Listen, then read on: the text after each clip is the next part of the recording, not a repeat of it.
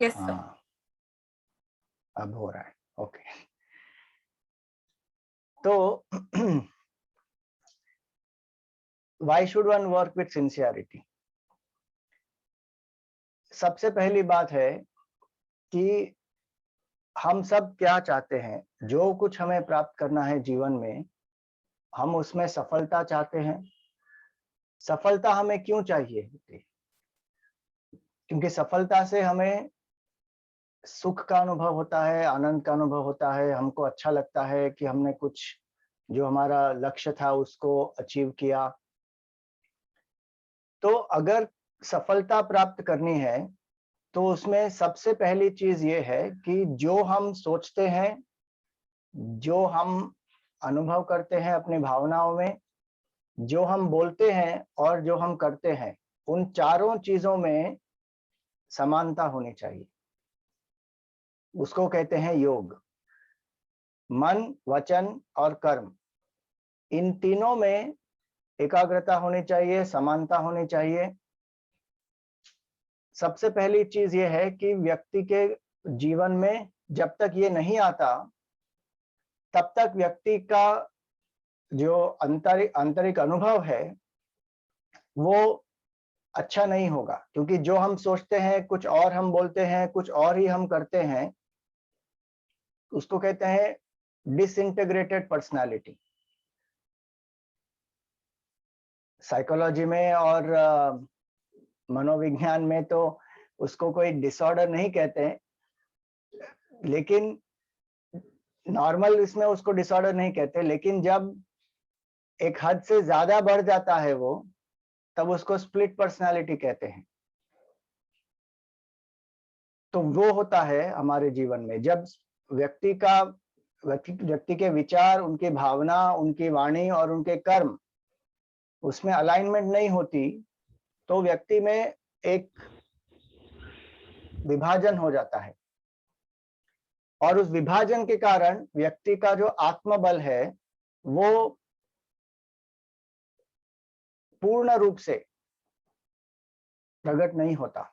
न केवल प्रकट नहीं होता, व्यक्ति को अंदर से ऐसा अनुभव होता है कि मैं कमजोर हूं, मैं दुर्बल हूं, मैं कुछ नहीं कर सकता, मुझसे लोग प्रेम नहीं करते हैं। ऐसी सब भावनाएं उत्पन्न हो जाती हैं।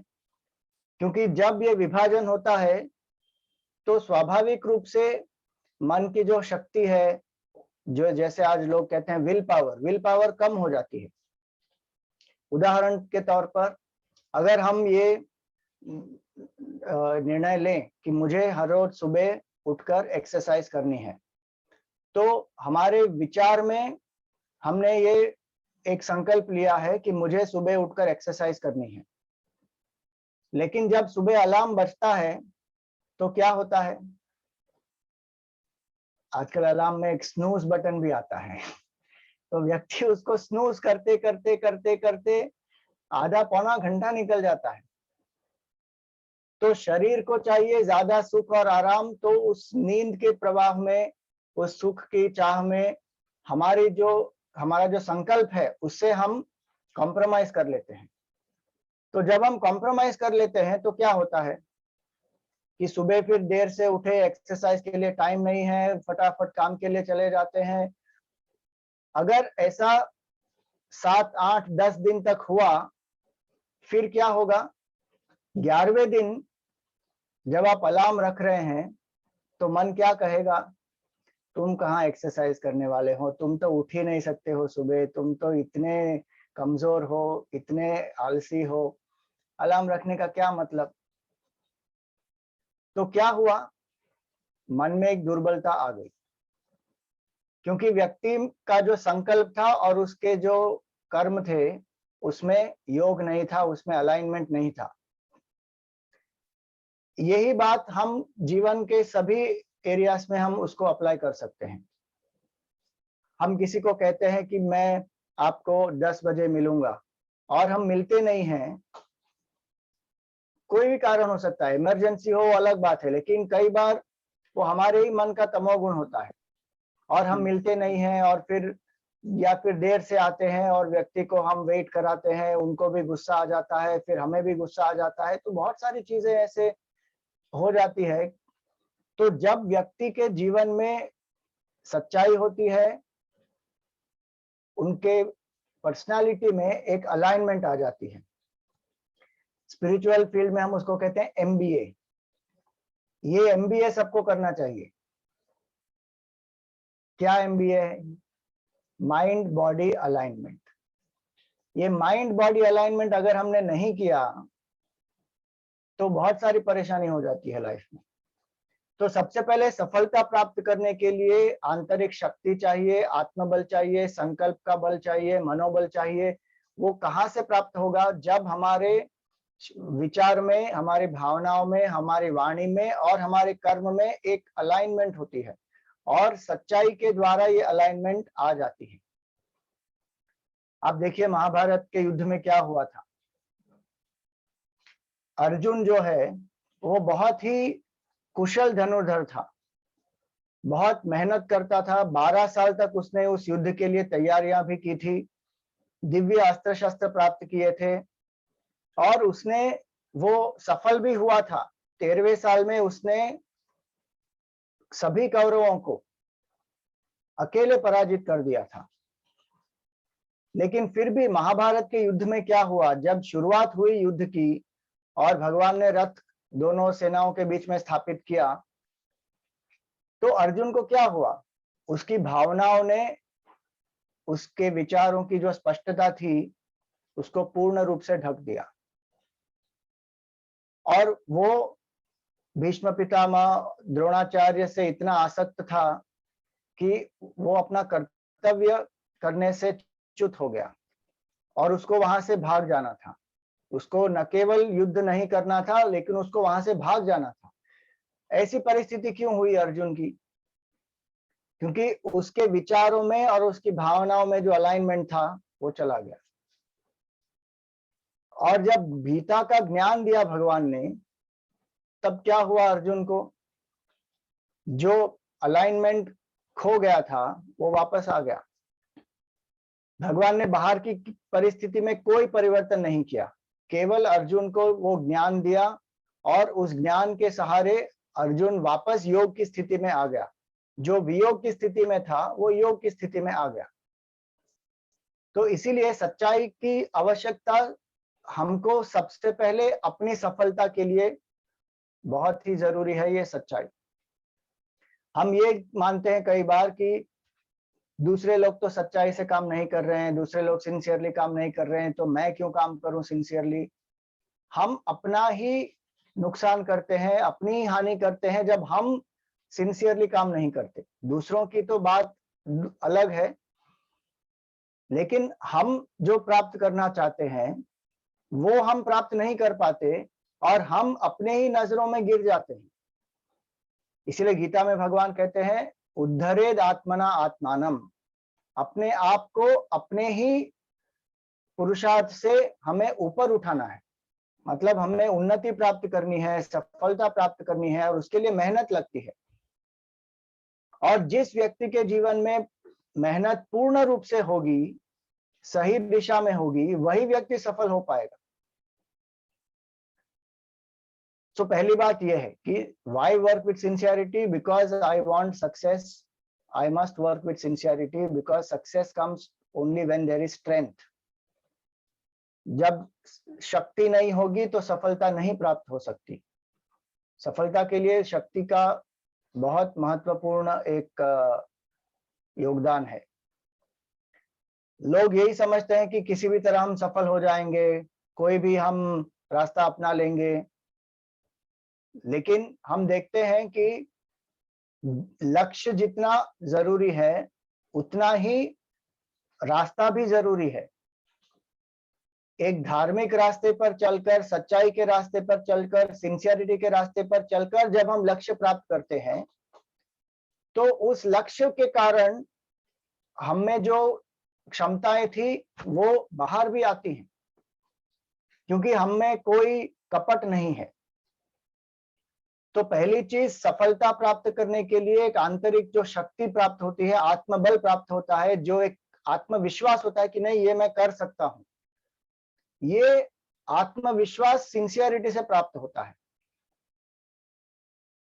अगर हम सिंसियर नहीं हैं तो हमें आत्मविश्वास नहीं होगा, क्योंकि हमारा ही मन कहेगा तुम क्या प्राप्त करोगे, ये छोटी सी चीज तो तुम कर नहीं पा रहे हो, इतना बड़ा लक्ष्य कहां से प्राप्त होगा। हम अपने ही आपको, जो कहते हैं आजकल साइकोलॉजी में self doubt, so self doubt शुरू हो जाता है, क्या मैं कर पाऊंगा, मुझसे होगा, मुझसे नहीं होगा, मैंने तो बहुत परिश्रम किया है लेकिन आज तक तो कुछ प्राप्त नहीं हुआ, अब आगे क्या प्राप्त होने वाला है। ऐसे एक निराशाजनक, एक बहुत ही नेगेटिव सोच उत्पन्न हो जाती है। वो क्यों होता है? क्योंकि कई बार हम अलग अलग चीजों में कॉम्प्रोमाइज कर लेते हैं। तो सच्चाई जो है वो केवल जीवन के एक ही पहलू में प्राप्त नहीं, अप्लाई नहीं होती है, सभी पहलू में अप्लाई होती है। केवल हम काम सिंसियरली करें लेकिन घर परिवार में सिंसियरिटी ना हो तो उसका असर पड़ेगा कि नहीं पड़ेगा। अगर हम अपने व्यक्तिगत जीवन में, जैसे मैंने एक्सरसाइज का उदाहरण दिया, वैसे कोई भी हम लक्ष्य रखें कि हमको कुछ नया सीखना है या कोई एग्जाम पास करनी है या कोई वेट लॉस करना है या कोई आध्यात्मिक साधना करनी है, व्यक्तिगत जीवन में भी जो कुछ हमें प्राप्त करना है वो सच्चाई के बल पर ही प्राप्त हो सकता है। तो पहली चीज, अगर हमको आत्मविश्वास चाहिए, अगर हमको आंतरिक शक्ति चाहिए और उसके द्वारा हमें सफलता प्राप्त करनी है, तो सच्चाई के मार्ग पर ही प्राप्त हो सकती है ये। दूसरी बात, जैसे हमने कहा कि सफलता हमको क्यों चाहिए, क्योंकि सफलता से हमको सुख मिलता है। जिस सफलता से, जिस लक्ष्य के प्राप्ति से हमें कोई तनाव हो, भय हो, तो हमें सुख नहीं प्राप्त हो सकता। अगर हमने सिंसियरली काम किया है और लक्ष्य को प्राप्त किया है तो व्यक्ति निर्भय होता है और व्यक्ति में कोई तनाव नहीं होता, कोई ऐसी भावना नहीं होती कि अरे मैं कोई एक्सपोज हो जाऊंगा या मेरी पोल कोई खोल देगा। अब जैसे कोई स्टूडेंट है, अगर वो एग्जाम में सिंसियरली पढ़कर पास हुआ है तो एकदम मुक्त है और एकदम निर्भय होता है। लेकिन अगर उसने चीटिंग की है तो उसको एक तो ज्ञान ठीक से प्राप्त हुआ नहीं, चीटिंग करते समय भी भय लगता है, चीटिंग करने के बाद भी भय लगता है, और जब उसको वो ज्ञान अप्लाई करना होगा उस समय तो वो ज्ञान है ही नहीं उसके पास, तो कहां से अप्लाई करेगा। इसी तरह आज हम देखते हैं कितने लोग ऐसे ऐसे प्रयोग करते हैं, अधार्मिक प्रवृत्तियां करते हैं, कहीं ना कहीं पकड़े जाते हैं और पकड़े जाने का डर होता है, फिर मान की हानि होती है, लोग क्या कहेंगे, इतने सारे विचार आ जाते हैं, तो व्यक्ति सुखी नहीं हो पाता। जो व्यक्ति सच्चाई से काम करता है वो सफल भी होगा और सुखी भी होगा।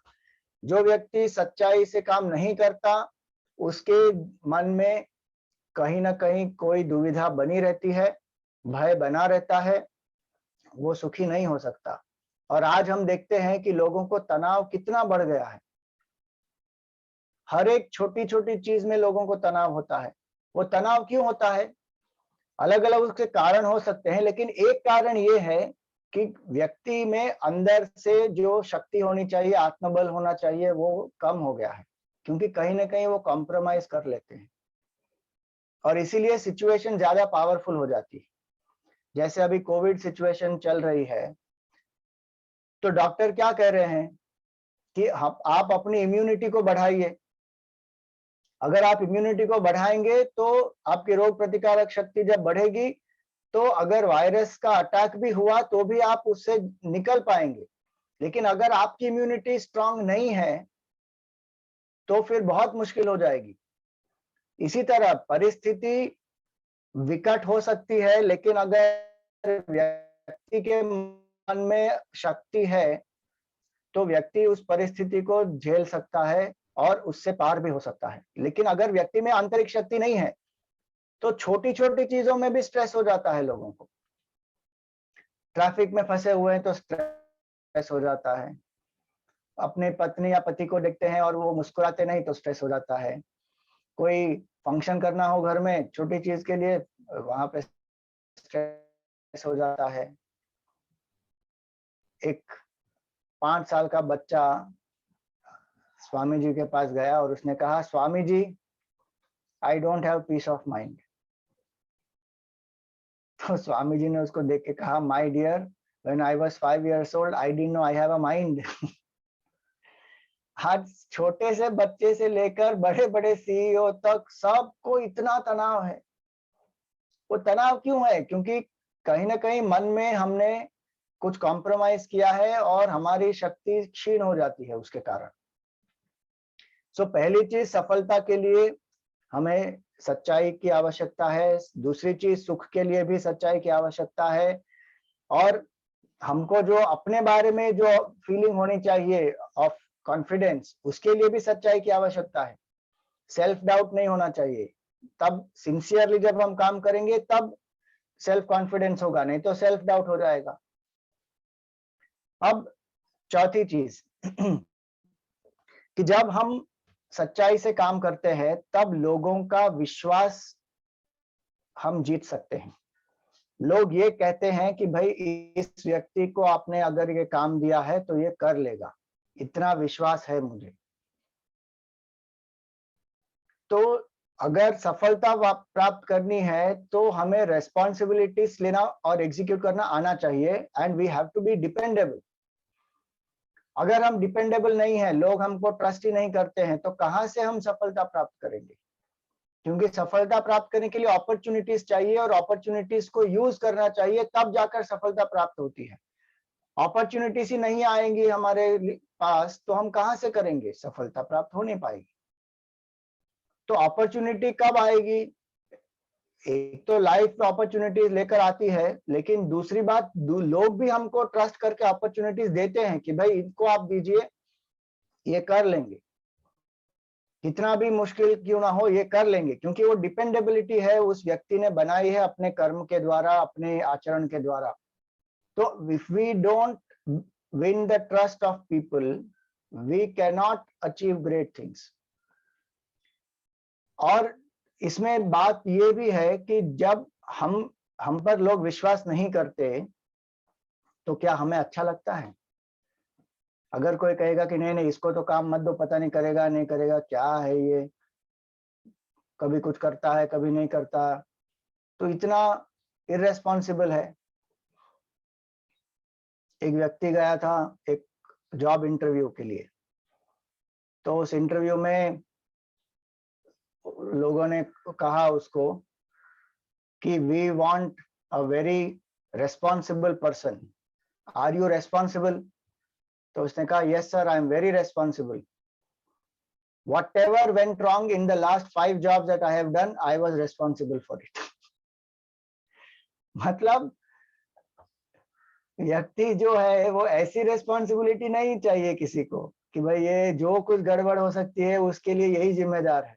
ऐसे नहीं, डिपेंडेबल होना चाहिए कि भाई इसको काम दो, हो जाएगा, दूसरे नहीं कर पाएंगे लेकिन ये कर पाएगा। तो ये ट्रस्ट जब लोगों का हम पर होता है तो हमको भी अच्छा लगता है और हमको भी सफलता प्राप्त हो सकती है। लेकिन हम अगर ट्रस्ट ही नहीं जीतेंगे लोगों का तो कैसे काम हो सकता है? आज आप देखिए, मैनेजमेंट में भी, कॉर्पोरेट वर्ल्ड में भी, पर्सनल रिलेशनशिप्स में भी, सोशल लाइफ में भी एक सबसे बड़ा प्रॉब्लम क्या है? उसको कहते हैं ट्रस्ट डेफिसिट। ट्रस्ट डेफिसिट है, लोग एक दूसरे पर भरोसा ही नहीं करते, विश्वास ही नहीं जीत पाते किसी का। ऐसा क्यों हो रहा है? क्योंकि कहीं ना कहीं सच्चाई से कॉम्प्रोमाइज हो गई। जो व्यक्ति ने कहा था वो डिलीवर नहीं किया। जैसे हम कोई प्रोडक्ट भी आप लेते हैं, आप देखिए अगर पूरी दुनिया में सबसे टॉप जो कंपनी है, एक समय पर वो एप्पल थी, आज है कि नहीं मुझे पता नहीं, टॉप 3 टॉप 5 में तो होगी 100%। मैं सिर्फ एक उदाहरण दे रहा हूं। तो वो उतनी ऊंचाई पर कहां से पहुंच पाए? क्योंकि वो डिपेंडेबल है, जो वो कहते हैं वो डिलीवर करते हैं। और वो क्वालिटी में कॉम्प्रोमाइज नहीं करते। उनके प्रोडक्ट्स कॉस्टली होते हैं लेकिन लोग खरीदते हैं। क्यों? क्योंकि वो जो कस्टमर सर्विस देते हैं, जो प्रॉमिस करते हैं, वो सब डिलीवर करेंगे। तो जब तक आप जो कहेंगे वो डिलीवर नहीं करेंगे, तब तक सच्चाई नहीं है, तब तक डिपेंडेबिलिटी नहीं है, तो ट्रस्ट फैक्टर हो ही नहीं सकता। और जब तक हम ट्रस्ट फैक्टर नहीं जीत सकते, हम कुछ नहीं कर सकते। स्पेशली जब हम एजुकेशन के फील्ड में हैं, ये सबसे महत्वपूर्ण चीज है। क्योंकि हम जो कुछ भी बोलें, व्यक्ति जो हम बोलते हैं उससे ज्यादा जैसा हम बर्ताव करते हैं उससे ज्यादा सीखते हैं वो लोग। बोलना तो बहुत आसान है, बहुत सारे लोग बहुत कुछ बोल लेते हैं, लेकिन कैसे जीते हैं उसको, उसका ही प्रभाव सबसे ज्यादा पड़ता है। और आप सबको ये बहुत सारी चीजें पता है कि जो स्पेशली चैलेंज चिल्ड्रन होते हैं, उनकी तो जो सेंसेस होती है, थोड़ी सेंसेस उनकी ज्यादा पावरफुल भी होती है। और कई लोगों की जो हम इंट्यूशन कहते हैं, वो भी बहुत स्ट्रांग होती है बच्चों की। तो तुरंत पकड़ लेते हैं कि ये तो कुछ झूठ ही बोल रहे हैं। तो जो हम काम कर रहे हैं उस पर बहुत प्रभाव पड़ता है, स्पेशली एजुकेशन के फील्ड में। और जहां हम देखते हैं कि टीचर्स में कोई कॉम्प्रोमाइज होता है, तो उसका सबसे बड़ा असर होता है उनके स्टूडेंट्स पर। क्योंकि एजुकेशन ट्रस्ट के बिना हम नॉलेज अपना नहीं सकते। The value of that knowledge is understood only when people see its transformative ability in the teacher. कि ये टीचर जो कह रहे हैं, जो उसके हिसाब से जी रहे हैं, तो उसका प्रभाव उनके जीवन में कैसा है। जब वो देखते हैं कि ये बहुत ही अच्छा पॉजिटिव प्रभाव है, तब व्यक्ति उसको अपनाता है। लेकिन कुछ बोलते हैं, कुछ और करते हैं, तो उस ज्ञान पर लोगों को शक होता है कि इस ज्ञान का क्या मतलब, इससे तो कुछ परिवर्तन हुआ ही नहीं, केवल एक विचार के स्तर पर है कि सच बोलो, सच बोलो, सच बोलो। और जो फेमस जोक होता है कि बच्चे को बाप बोलते हैं, पिताजी बोलते हैं कि बेटा हमेशा सच बोलो, बिल्कुल झूठ नहीं बोलना, सच हमेशा अपने जीवन में उसका पालन करो। और जब फोन आता है तो बच्चा कहता है कि ये मिस्टर रमेश ने आपको फोन किया है। तो पिताजी बोलते हैं कि बोल दो उसको कि पिताजी घर पर नहीं है। और बच्चा बोलता है कि पिताजी बोल रहे हैं कि पिताजी घर पर नहीं है। तो कहां से वो बच्चा सच्चाई के बारे में सीखेगा? नहीं सीख पाएगा वो। तो हमको ट्रस्ट फैक्टर जो है वो सच्चाई से ही प्राप्त होता है। और हम दूसरों को इन्फ्लुएंस भी करना चाहते हैं तो वो सच्चाई से ही होगा। आप देखिए, रिलेशनशिप्स में झगड़े का एक सबसे बड़ा कारण क्या है? अगर एक व्यक्ति ने दूसरे व्यक्ति से कोई चीज छुपाई, उनका उद्देश्य भले अच्छा हो, लेकिन पहले लोग उस उद्देश्य को नहीं देखते, पहले देखते हैं कि आपने मुझसे ये बात छुपाई क्यों। मतलब आपने मुझे इस लायक भी नहीं समझा कि आप मुझे सच बता सकते हैं और मैं उसका सामना कर सकता हूं या कर सकती हूं, तो आपने क्यों छुपाई बात। तो लोगों का भरोसा हम जीत नहीं पाएंगे जब तक हम ट्रस्ट फैक्टर नहीं है, जब तक हम सिंसियर नहीं होते, जब तक हम सच नहीं कहते। और जब तक हमारे बर्ताव में वो नहीं आता, तब तक सालों साल की जो रिलेशनशिप होती है, संबंध होता है, वो कुछ ही क्षणों में टूट जाती है। जब व्यक्ति को लगता है कि ये सामने वाला व्यक्ति इतने साल से मेरे साथ धोखा कर रहा था। एक या दो चीज हो सकती है जिसमें इस व्यक्ति ने कुछ सच को छुपाया हो, लेकिन उसका जो प्रभाव है वो सभी चीजों में पड़ जाता है। ब्रेकअप होते हैं कि नहीं आजकल? क्यों इतने सारे ब्रेकअप्स होते हैं, क्यों इतने सारे डिवोर्सेस होते हैं? उसका एक कारण यह है कि वो सच नहीं बोल पाते। इतने सारे एक्स्ट्रा मैरिटल अफेयर्स भी जो हो रहे हैं, वो क्यों हो रहे हैं? क्योंकि वो व्यक्ति को कमिटमेंट नहीं है। जिस व्यक्ति के साथ उन्होंने शादी की है उस व्यक्ति के साथ वो कमिटमेंट ही नहीं है और कहीं और देख रहे हैं किसी और चीज के लिए। तो ये सब जो हो रहा है वो सिंसियरिटी नहीं है, इसीलिए हो रहा है। ट्रस्ट फैक्टर नहीं, डिफिसिट होता है, व्यक्ति दूसरों का विश्वास जीत नहीं पाता और इसके कारण क्या होता है, संबंधों में तनाव होता है। जिसको हम प्रभावित करना चाहते हैं उसको हम प्रभावित नहीं कर पाते और आगे क्या होता है, लोग हम पर विश्वास नहीं करते तो हमको अच्छा नहीं लगता। और आगे क्या होता है, जब हम सिंसियर होते हैं तो हम भी लोगों पर भरोसा कर सकते हैं।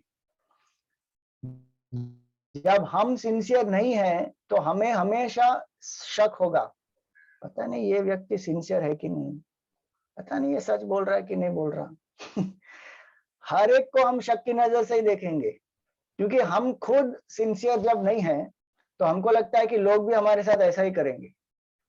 ये तो एक बहुत ही सिंपल मनोवैज्ञानिक तत्व है। If we do not behave with sincerity, we will doubt the sincerity of other people also. व्यक्ति बहुत सिंसियर हो सकता है लेकिन हमको उसकी सिंसियरिटी पर डाउट होता है। क्यों? क्योंकि हम खुद सिंसियर नहीं होते और इसीलिए जो सच्चाई है, जो सिंसियरिटी है वो बहुत आवश्यक है इंटरपर्सनल रिलेशनशिप्स में, सक्सेस के लिए, व्यक्तिगत जीवन में लोगों पर प्रभाव हो उसके लिए, जीवन में सुख प्राप्त हो उसके लिए, अपने पोटेंशियल को जब हम मैनिफेस्ट करें उसके लिए। एक बहुत सुंदर एक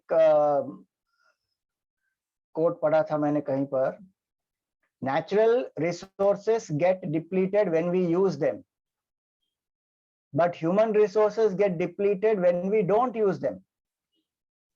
और ये ह्यूमन रिसोर्सेस का डिप्लीशन क्यों होता है? क्योंकि सच्चाई जब होती है ना तो व्यक्ति अपने अंदर की जो क्षमता है को उभारने में उसका पूरा ध्यान रहता है। लेकिन जब व्यक्ति में पूरी शक्ति जाती है, और इसीलिए कहते हैं कि जो सच्चाई का पालन करता है ना उसको बहुत सारी चीजें याद रखने की भी जरूरत नहीं पड़ती। जो सच्चाई का पालन नहीं करता, जो सिंसियर नहीं है, उसको सब कुछ याद रखना पड़ता है कि मैंने किसको क्या बोला, क्या, और न कहीं गलती हो ही जाती है, सच तो बाहर आ ही जाएगा। फिर क्या होता है, ट्रस्ट फैक्टर गया, लोगों को लगता है कि धोखा कर दिया, कई लोग फिर लीगल केसेस भी कर लेते हैं, बहुत सारी चीजें हो जाती है उसमें।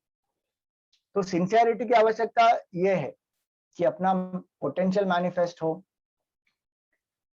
और एक और बात, जब हम जीवन में जीते हैं तो बहुत सारी अलग अलग परिस्थितियां आती है, इतने सारे उसमें विघ्न बाधाएं भी आती है। उन विघ्न बाधाओं को हमें अगर उन पर विजय प्राप्त करनी है तो हम कैसे प्राप्त करेंगे? जब व्यक्ति में सिंसियरिटी होती है तो उस व्यक्ति में अपने लक्ष्य को प्राप्त करने के लिए एक एकाग्रता होती है और एक आत्मबल होता है। ये दोनों चीजें जब होती है तो व्यक्ति किसी भी विकट परिस्थिति को, किसी भी विघ्न बाधाओं को पार कर सकता है। लेकिन जब व्यक्ति में सच्चाई नहीं है तो बहुत आसानी से वो हार मान लेगा, नहीं मैं तो ये नहीं कर पाऊंगा, मुझसे तो नहीं हो पाएगा। क्यों? क्योंकि आत्मबल नहीं है, एकाग्रता नहीं है उस लक्ष्य को प्राप्त करने के लिए। जो आजकल लोग कहते हैं किलर इंस्टिंक्ट, वो शब्द एक्चुअली गलत है, हमको किलर इंस्टिंक्ट नहीं कहना चाहिए, हमको ये कहना चाहिए कि it is a deep level of commitment and determination, कि वो एक निश्चय, दृढ़ निश्चय है कि मुझे ये प्राप्त करना ही है। और वो दृढ़ निश्चय सिंसियरिटी से ही आता है कि मुझे वो लक्ष्य क्यों प्राप्त करना है। इसीलिए विघ्न बाधाओं पर हमें अगर विजय प्राप्त करनी है, सफलता प्राप्त करनी है, तो वो सिंसियरिटी के द्वारा ही हो पाएगा। एक और चीज, अगर हमको टीम्स बनानी है, जैसे अभी आपके 4 सेंटर हैं, एक और सेंटर खुलने वाला है, तो ऐसे जब एक्सपेंशन होता है तो टीम्स में काम होता है, एक व्यक्ति तो कर नहीं पाता, इतने लोग जुड़ते हैं। उन टीम को मोटिवेटेड अगर रखना है तो सिंसियरिटी के बिना वो नहीं हो पाएगा। जो व्यक्ति सिंसियर नहीं होता तो टीम लीडर्स अगर सिंसियर नहीं है, जो सीईओ है, सीओ है, जो डायरेक्टर है, जो चेयरमैन है, उन सभी पोजीशंस में सिंसियरिटी का बहुत बड़ा रोल है। क्योंकि अगर टॉप मैनेजमेंट सिंसियर नहीं है तो बाकी सब लोग भी सिंसियर नहीं होंगे। गीता में इसलिए कहते हैं कि यद्यद् आचरति श्रेष्ठः तद्तदेव इतरो जनाः। जैसे श्रेष्ठ व्यक्ति अपना व्यवहार करते हैं उसी को देखकर सब लोग पालन भी करते हैं। तो अगर सिंसियरिटी नहीं है टॉप मैनेजमेंट में तो बाकी लोगों से सिंसियरिटी एक्सपेक्ट नहीं हो सकती है।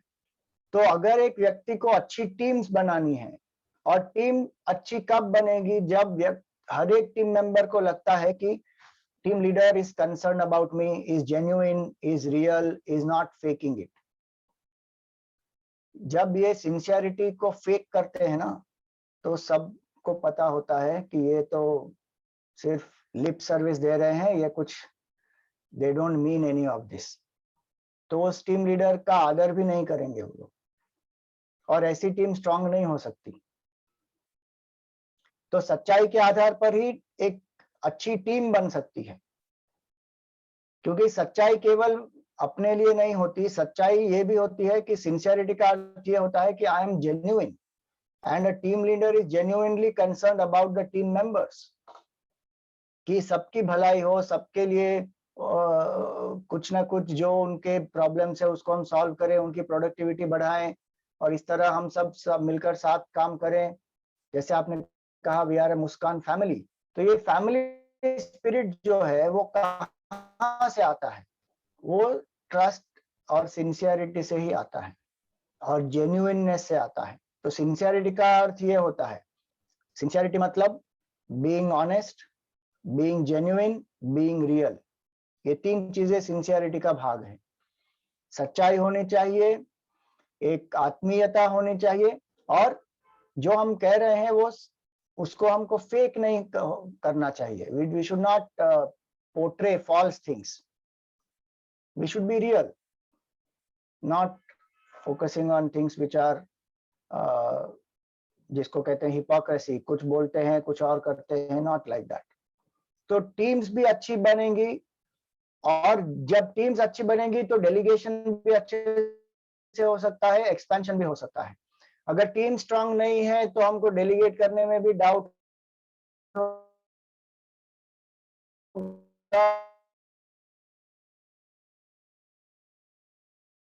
है कि these are the reasons why we should work with sincerity। और ये एक्सक्यूज तो बिल्कुल नहीं देना चाहिए कि लोग सिंसियर नहीं है तो फिर मैं सिंसियर क्यों रहूं, क्योंकि हम सब अपनी एक व्यक्तिगत यात्रा पर हैं। Each of us are on our own journey. तो जो हमारा व्यक्तिगत अनुभव है वो हमारे मन पर आधारित होता है। दूसरों के जो दूसरों का जो व्यवहार है उसका कुछ प्रभाव हम पर जरूर पड़ता है, लेकिन किस तरह हम उसको रेस्पॉन्ड करें वो हमारे ऊपर उसका उत्तरदायित्व है कि we are responsible for our choices and what we feel. तो सच्चाई और सिंसियरिटी दूसरों के लिए हम नहीं पालन करते उसका, पहले हम अपने लिए उसका पालन करते हैं। एक और बात यह है कि जो व्यक्ति सिंसियर होता है वो व्यक्ति दूसरे सिंसियर लोगों को भी अट्रैक्ट करेगा। ये बहुत ही इंपॉर्टेंट बात है स्पिरिचुअली स्पीकिंग।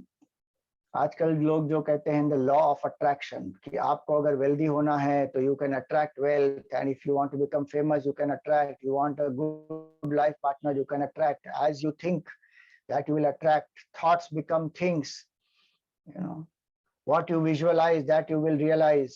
ये सब बहुत सारे ये जो मोटिवेशनल जार्गन्स होती है ना, तो ये बात तो सही है, क्योंकि हम जो अनुभव करते हैं वो अपने विचारों के द्वारा ही उसका अनुभव करते हैं।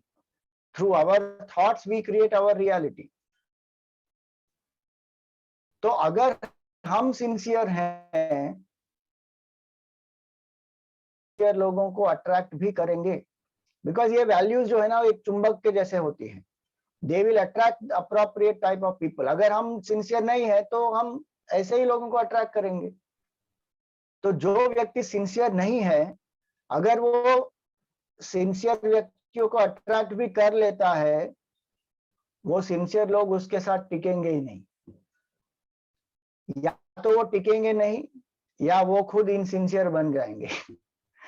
तो फिर क्या होगा, ये व्यक्ति उसको डाउट करेगा कि अरे पता नहीं ये क्या करेगा नहीं करेगा, उसको कैसे हम उसके ऊपर नजर रखनी पड़ेगी। तो किसी और को बोलते कि भाई इसके ऊपर नजर रखना हमेशा। अरे क्यों होता है ये सब? क्योंकि व्यक्ति सिंसियर नहीं था। जो सिंसियर होता है उसके साथ अगर कोई इनसिंसियर पर्सन भी आ गया, तो महत्वपूर्ण बात यह है कि उस व्यक्ति को तुरंत पता चल जाएगा उसकी बॉडी लैंग्वेज से ही। उसको बोलने की भी आवश्यकता नहीं है, उसकी बॉडी लैंग्वेज से, उसके चेहरे को देखकर भी व्यक्ति को पता चल जाएगा कि ये इसमें कुछ गड़बड़ है। ये आत्मबल आता है व्यक्ति में। हम हमेशा ये सोचते हैं कि जो सच्चा होगा व्यक्ति वो तो बेचारा होगा, उसको तो लोग क्या है एक्सप्लॉइट कर लेंगे, वो तो बहुत ही दुर्बल होगा, क्यों ये तो बेचारा भला आदमी है। अरे बेचारा भला आदमी क्यों है? जो भला आदमी होता है, जो सच्चा आदमी होता है, वो बहुत ही शक्तिशाली होता है, वो बेचारा नहीं होता। वो बेचारा क्यों बन जाता है? जहां उसकी आसक्ति होती है, इसके वजह से वो बेचारा बन जाता है, वो लाचार बन जाता है। अगर उसको पैसे की आसक्ति है, या उसको फेम की आसक्ति है, या उसको रिकॉग्निशन की आसक्ति है, कोई भी उसको आसक्ति हो सकती है, उस आसक्ति की वजह से वो अपनी सच्चाई से भी च्युत हो जाता है और फिर वो बेचारा बन जाता है।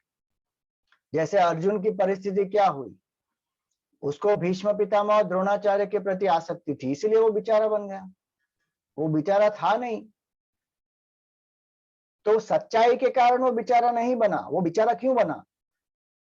वो अपनी आसक्ति के कारण बेचारा बन गया। इसीलिए जब लोग कहते हैं कि नहीं स्वामी जी हम तो सच्चाई का पालन करते हैं, लेकिन क्या है ना कि लोग हमारा क्या कहते हैं उसको, दे एक्सप्लॉइट अस, हमारा एक शोषण कर लेते हैं, या फिर हमको टेकन फॉर ग्रांटेड कर लेते हैं।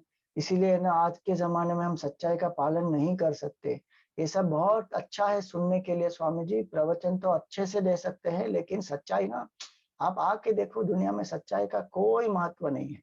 अब हर आदमी यही कह रहा है कि सच्चाई का महत्व नहीं है, तो फिर वो कहाँ से सच्चाई का महत्व किसी को होगा? सामने वाला कह रहा है सच्चाई का महत्व नहीं है, मैं भी कह रहा हूँ सच्चाई का महत्व नहीं है, तो हम दोनों तो फिर कहाँ से सच्चाई का पालन करेंगे? तो पूरी दुनिया अगर ऐसे चलेगी तो फिर सच्चाई का अनुभव ही नहीं होगा किसी को, और सब लोग रोते रहेंगे कि सच्चाई का तो मोल ही नहीं है, मोल ही नहीं है। आज भी मैं कह रहा हूं, अगर दुनिया टिकी हुई है वो सच्चाई के आधार पर ही टिकी हुई है। क्योंकि अगर आप सोच के देखिए, हमारे जीवन में अगर सभी एरियाज में अगर झूठ प्रवेश कर ले तो क्या हम जी पाएंगे? असंभव हो जाएगा, जीना ही असंभव हो जाएगा।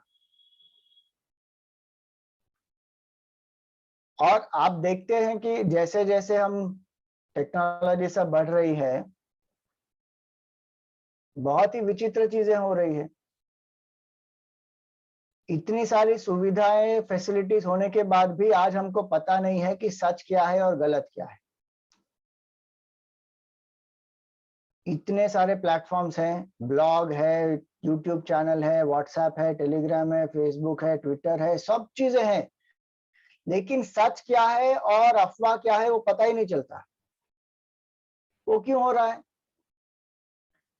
क्योंकि हमने जो अफवाहें हैं और जो सच है उसके बीच में कोई बाउंड्री नहीं छोड़ी। अफवाह को ही सच के रूप में हम ये करते हैं, क्या कहते हैं, प्रमोट करते रहते हैं। तो हमको ऐसा ही लगता है कि हर चीज फिर गलत ही हो रही है, लेकिन बहुत सारी चीजें हैं जो सच हो रही है, जो सच है, जिसके आधार पर जीवन अभी भी टिका हुआ है। उदाहरण, जब हम इवन सिंपल चीजें, जब कहीं पे जाते हैं, कुछ हम खरीदते हैं, जैसे सम फ्रूट्स वेजिटेबल्स, तो हम बार्गेन भी करते हैं। हमको पता भी होता है कि कहीं वो लोग ज्यादा चार्ज करना ट्राई कर रहे हैं, कहीं कम कर रहे हैं, तो वी बार्गेन और हमको वो क्वालिटी मिल जाती है। वहां पर हम देखते नहीं, ये नहीं देखते हैं कि यहाँ पर सच्चाई है कि the person gave you proper items of the fruits and vegetables. इतनी कोविड की सिचुएशन में भी इतने एसेंशियल सप्लाई सब हो रहे हैं ना। पिछले साल 21 दिन का लॉकडाउन हुआ था, उसमें एसेंशियल सप्लाई सब चालू थी। इतने सारे हेल्थ वर्कर्स बेचारे इतने महीनों से काम किए जा रहे हैं। कितने लोग उन पर हमला भी करते हैं, उनको मारते भी हैं। कितने हेल्थ वर्कर्स ने अपना जीवन भी गंवा दिया है, फिर भी दूसरे हेल्थ वर्कर्स काम तो कर ही रहे हैं ना। तो हमको ये देखना चाहिए कि सबसे पहले सच्चाई है कि नहीं है। बहुत सारे एरियाज में सच्चाई है, ऐसा नहीं है कि सच्चाई है ही नहीं, उसका मोल ही नहीं है। Sincerity is there and it is valued also.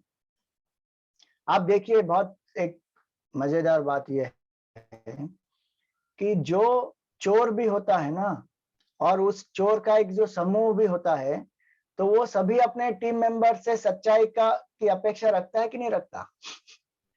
जो व्यक्ति झूठा भी होता है और उसके टीम मेंबर्स भी सब झूठे होते हैं, उस व्यक्ति को भी सच्चाई की वैल्यू है कि नहीं। वो सबसे बोलता है कि देखो, तुम दूसरों से शान पट्टी करो, मेरे साथ कोई शान पट्टी नहीं करना।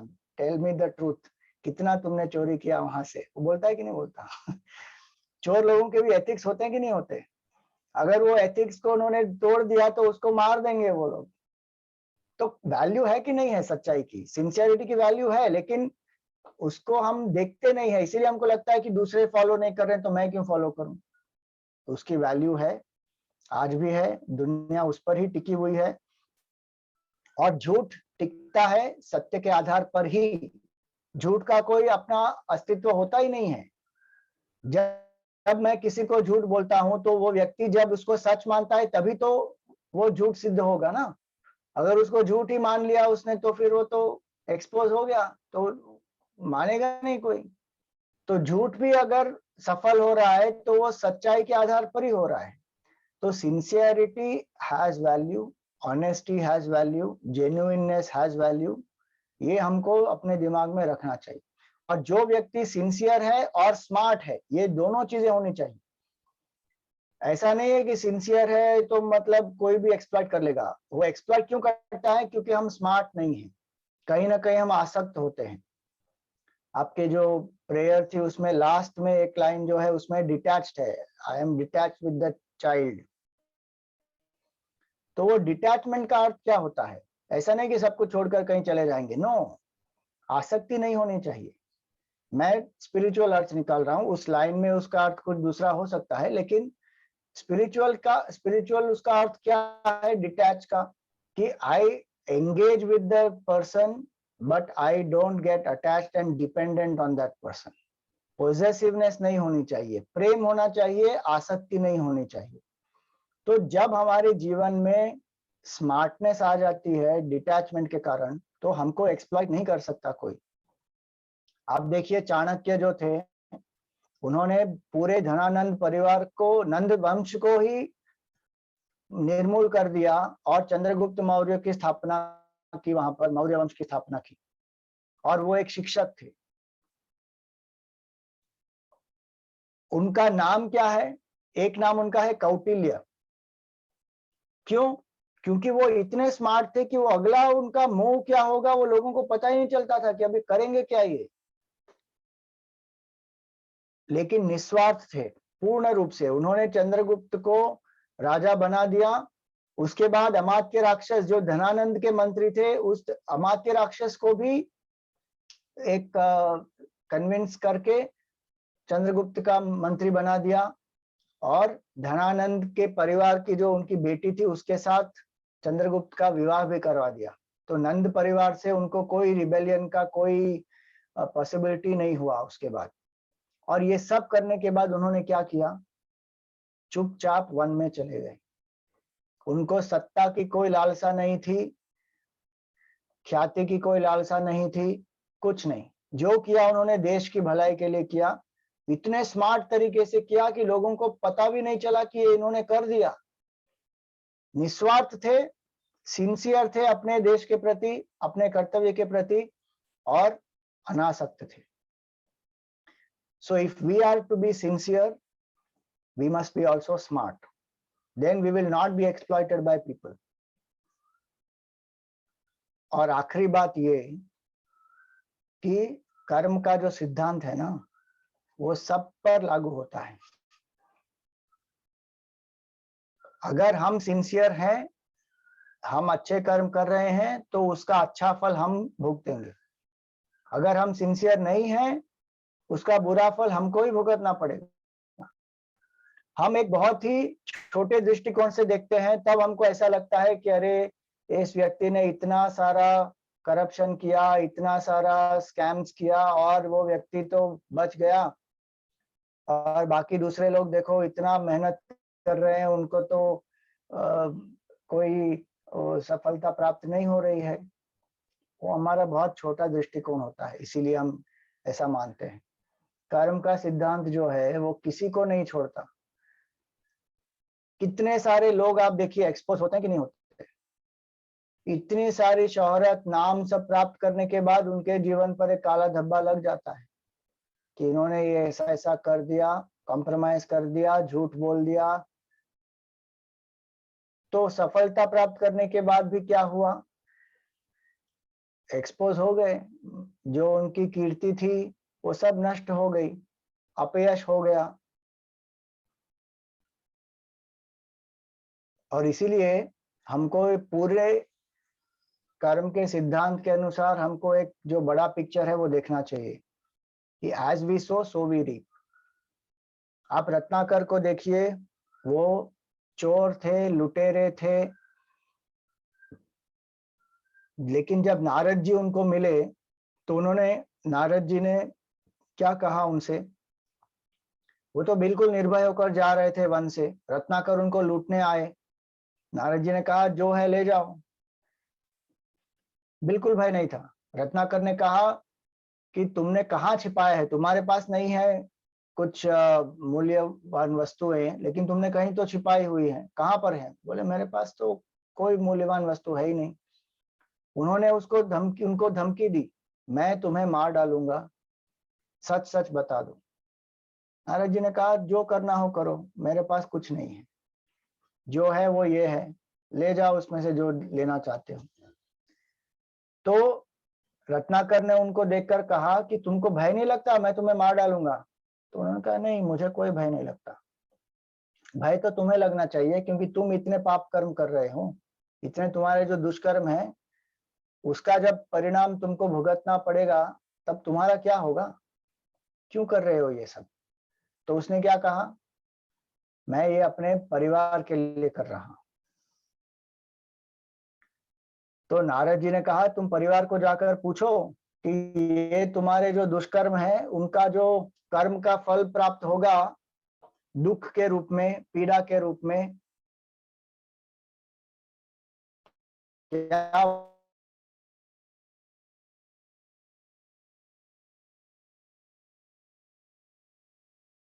क्या वो उस दुख को सहन करेंगे? बोले तुम जाकर पूछो तो सही।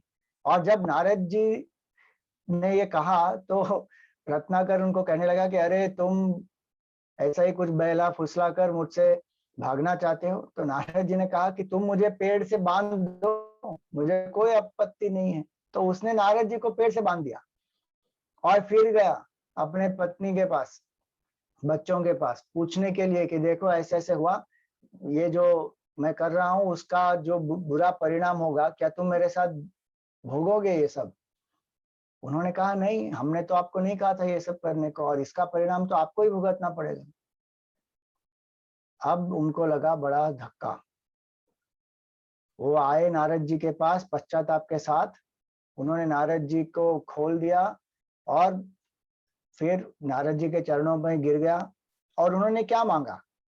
उन्होंने ये नहीं कहा कि देखो नारद जी, हम एक अंडरस्टैंडिंग करते हैं कि जो जो मैं चोरी से प्राप्त कर रहा हूं उसका 20% मैं आपके आश्रम को दान कर दूंगा कॉर्पोरेट सोशल रेस्पॉन्सिबिलिटी के हिसाब से, आप ले जाओ। गवर्नमेंट तो 2% ही बोलती है, मैं आपको 20% देता हूं, आप ले जाओ 20%। क्या उन्होंने ऐसा कहा? उन्होंने ऐसा नहीं कहा। उन्होंने कहा कि मुझे परिवर्तित होना है, आप मुझे कुछ उपाय बताइए। तो नारद जी ने कहा तुम राम मंत्र का जप करो। और वो ऐसी अवस्था में थे कि वो राम राम भी बोल नहीं पाते थे, वो राम राम शुरू करते थे, मरा मरा ही आता था उनके मन में, क्योंकि इतना मार काट किया है उन्होंने। तो नारद जी ने कहा चलो ठीक है, तुम मरा मरा बोलो, कोई बात नहीं। वो नारद जी के साधना का बल और रत्नाकर के परिवर्तित होने का संकल्प, ये दो जब मिल गए तो वो रत्नाकर बन गए वाल्मीकि। उसका अर्थ क्या हुआ? ये पहली कहानी है रामायण से, कि व्यक्ति को अपना कर्म का फल खुद भुगतना पड़ेगा ही, उससे कोई बच नहीं सकता। हम अभी भी जो भुगत रहे हैं अपने ही कर्मों का फल भुगत रहे हैं। अच्छे कर्म है इसीलिए अच्छी चीजें हो रही हैं, कुछ बुरे कर्म होंगे तो इसीलिए दुख और कष्ट हो रहा है। दूसरी एक कथा आती है भीष्म पितामह की, महाभारत में।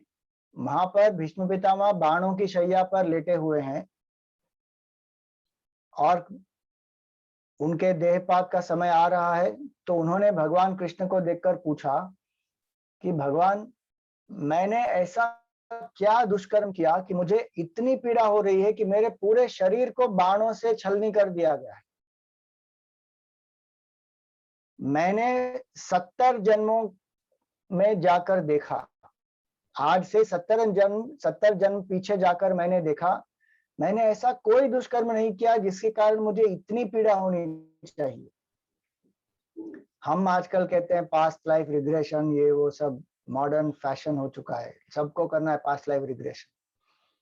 ये भीष्म पितामह ने उस समय किया हुआ था और शास्त्रों में बहुत सारा लिखा हुआ है उसके बारे में, लेकिन जनरली उसकी आवश्यकता नहीं होनी चाहिए, क्योंकि अगर हमको वो सब याद रखना ही होता तो भगवान ने ये विस्मृति नहीं दी होती। हम एक जन्म की स्मृतियों को ही ठीक से झेल नहीं पाते हैं, अब इतने सारे जन्मों की स्मृतियों को कहाँ से झेलेंगे?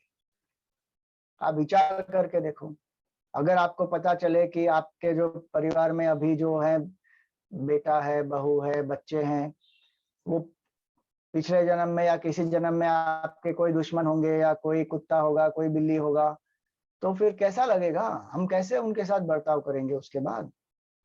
तो उसकी आवश्यकता तो है नहीं। लेकिन ये जो ऐसी बहुत विशेष परिस्थिति है, तब भीष्म पितामह ने जाकर सोचा और देखा उन्होंने कि 70 जन्मों में तो मैंने ऐसा कुछ नहीं किया। तो भगवान ने कहा एक और जन्म पीछे चले जाओ। उस जन्म में उन्होंने क्या किया था? वो एक नटखट बच्चे के ट्राइबल बॉय थे, और उन्होंने क्या किया, जब नहाकर आए नदी से तो उन्होंने एक पत्ते पर एक छोटा सा कीड़ा था, उस कीड़े को अपने हाथ में लिया और एक कांटे को तोड़कर उस कीड़े को चुभ चुभ कर मारा। 71 जन्मों के बाद वो कीड़ा जो अर्जुन था, उसने उस कर्म को, उसके कर्म का फल भीष्म पितामह को दिया 71 जन्मों के बाद। आप सोच के देखो। और वो 1 to 1 ही हो रहा है, ऐसा नहीं है कि कोई दूसरा कर्म का फल किसी और ने उनको दिया। वो अर्जुन जो कीड़ा था उसी ने भीष्म पितामह को बाणों से छलनी कर दिया। उसका मतलब क्या हुआ? या तो इसी सिंसियरली काम नहीं करते, उसका जो दुष्परिणाम है वो हमको ही भुगतना पड़ेगा। हमको लगता है कि किसी ने देखा नहीं, मैंने कर लिया चुपचाप। हाँ, जो अंतरात्मा अंतर्यामी है ना, वो सब कुछ नोट करते हैं। इसलिए हमारे शास्त्रों में क्या कहते हैं, आजकल जो आया हुआ ना, इसको कहते हैं स्टिंग ऑपरेशन। स्टिंग ऑपरेशन कर दिया, कोई हिडन कैमरा लगा दिया कहीं पे और एक्सपोज कर दिया। ये स्टिंग ऑपरेशन हमारे शास्त्रों में बहुत सालों से, उसको कहते हैं चित्रगुप्त। चित्रगुप्त मतलब कौन? जो गुप्त रूप से चित्रों को लेता है ना, उसको कहते हैं चित्रगुप्त। हिडन कैमरा है हमारे ही अंदर, वो हर चीज नोट करते रहता है। तो हमको पता है, हमारे ही मन में वो सबका संस्कार पड़ा हुआ है। तो जो व्यक्ति सिंसियरली काम करता है, उस व्यक्ति को कोई भय नहीं होता, क्योंकि कर्म का सिद्धांत है, अच्छे कर्म का अच्छा फल होगा, बुरे कर्मों का बुरा फल होगा। और इसमें कोई नेट बैंकिंग नहीं चलता है कि 1000 अच्छे कर्म किए और 400 बुरे कर्म किए तो नेट रिजल्ट सिर्फ 600 अच्छे कर्मों का हमको फल भुगतना पड़ेगा। ऐसा नहीं होता। 1000 अच्छे कर्म किए उसका फल अलग, 400 बुरे कर्म किए उसका फल अलग। हमको 1400 कर्म का फल भुगतना ही पड़ेगा। तो यही सब चीजें हैं जिसके कारण हमें सिंसियरली काम करना चाहिए, अपनी भलाई के लिए, परिवार की भलाई के लिए, समाज की भलाई के लिए और अपने उन्नति के लिए, आध्यात्मिक उन्नति भी और भौतिक उन्नति के लिए भी। तो यहाँ पर मैं विराम करूंगा, और अगर किसी को कुछ प्रश्न है या किसी को कुछ शेयर करना है तो you are welcome. Thank you Swami ji. Teachers, पहले I would request you to raise your hand and then ask.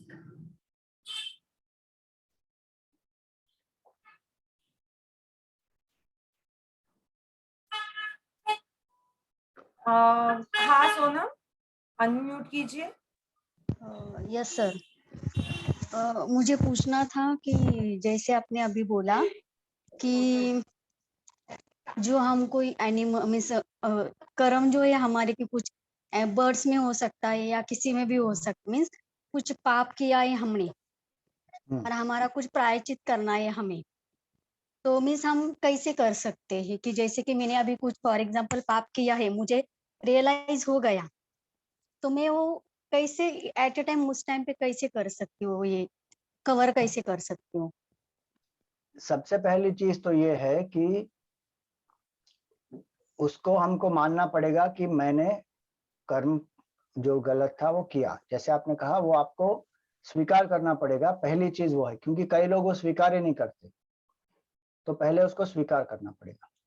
दूसरी बात, क्या उसका पश्चाताप है कि जो हुआ गलत हुआ और वो नहीं होना चाहिए था, मैंने कोई दुर्बलतावश कर दिया, उसका पश्चाताप है? या फिर उसके बारे में हम बहुत लाइटली उसको छोड़ देते हैं कि भाई ये तो सब करते हैं तो उससे क्या फर्क पड़ता है? तो पश्चाताप होना चाहिए कि भाई ये तो नहीं होना चाहिए था। उसके बाद जो आता है वो प्रायश्चित होता है। तो अलग अलग कर्मों के अलग अलग प्रायश्चित होते हैं, लेकिन सामान्य रूप से अगर हम कहें तो भगवान नाम स्मरण, दान, ये दो चीजें हैं जो प्रायश्चित के रूप में हम कर सकते हैं। जैसे मैं कह रहा हूं कि वो बहुत ही एक जनरल सॉल्यूशन है, लेकिन हर एक चीज का एक स्पेसिफिक सॉल्यूशन भी पर प्रायश्चित भी होता है। तो उसके लिए तो हमको शास्त्रों में जाकर पढ़ना पड़ेगा कि कौन से कर्म के लिए कौन सा प्रायश्चित है। तो बहुत सारे ऐसे उदाहरण दिए होते हैं, उसके आधार पर उसको हमको निर्धारित करना पड़ता है। लेकिन भगवान के नाम का स्मरण और भगवान की शरणागति लेना, नाम का जप करना एक उचित संख्या में, वो एक प्रायश्चित होता है। दूसरा होता है दान, जैसे पशुओं को खाना खिलाना या जो भी पुअर है, जो उनको अगर हमने कोई दान दिया है कपड़े का या खाने का या दवाइयों का, कोई भी, उससे क्या होता है कि जो हमारे मन में एक नेगेटिव संस्कार बना हुआ है, उस संस्कार को हम रिप्लेस कर रहे हैं पॉजिटिव संस्कार के साथ। कई लोग पूछते हैं कि उससे क्या होने वाला है? तो जो पॉजिटिव संस्कार बनते हैं उसके कारण हम आगे नेगेटिव काम नहीं करेंगे। तो ये एक प्रायश्चित होता है। और चौथी बात ये है, हमको समझनी चाहिए कि इसके कारण उस कर्म का जो बुरा फल है वो नहीं आएगा, ऐसा नहीं हो सकता, क्योंकि जो कर्म हो गया उसका फल तो आएगा ही। साइंस में भी कहते हैं every action will have equal and opposite reaction. तो वो कर्म का फल तो आएगा, लेकिन अगर आपने ये 3 चीज की है, स्वीकृति का भाव है, पश्चाताप है और प्रायश्चित है, तो आपके मन में एक धैर्य है कि भाई जो कर्म फल आएगा उसको मैं एक समता के भाव से उसको मैं झेल लूंगी और वो खत्म हो जाएगा। उसके बाद नई दुष्प्रवृत्ति नहीं होगी, क्योंकि मैंने प्रायश्चित किया, पश्चाताप भी किया। तो ये इसका समाधान है। और हाँ, सबसे 5वीं चीज ये है कि उसके बाद हमारे व्यवहार में उसका परिवर्तन होना चाहिए।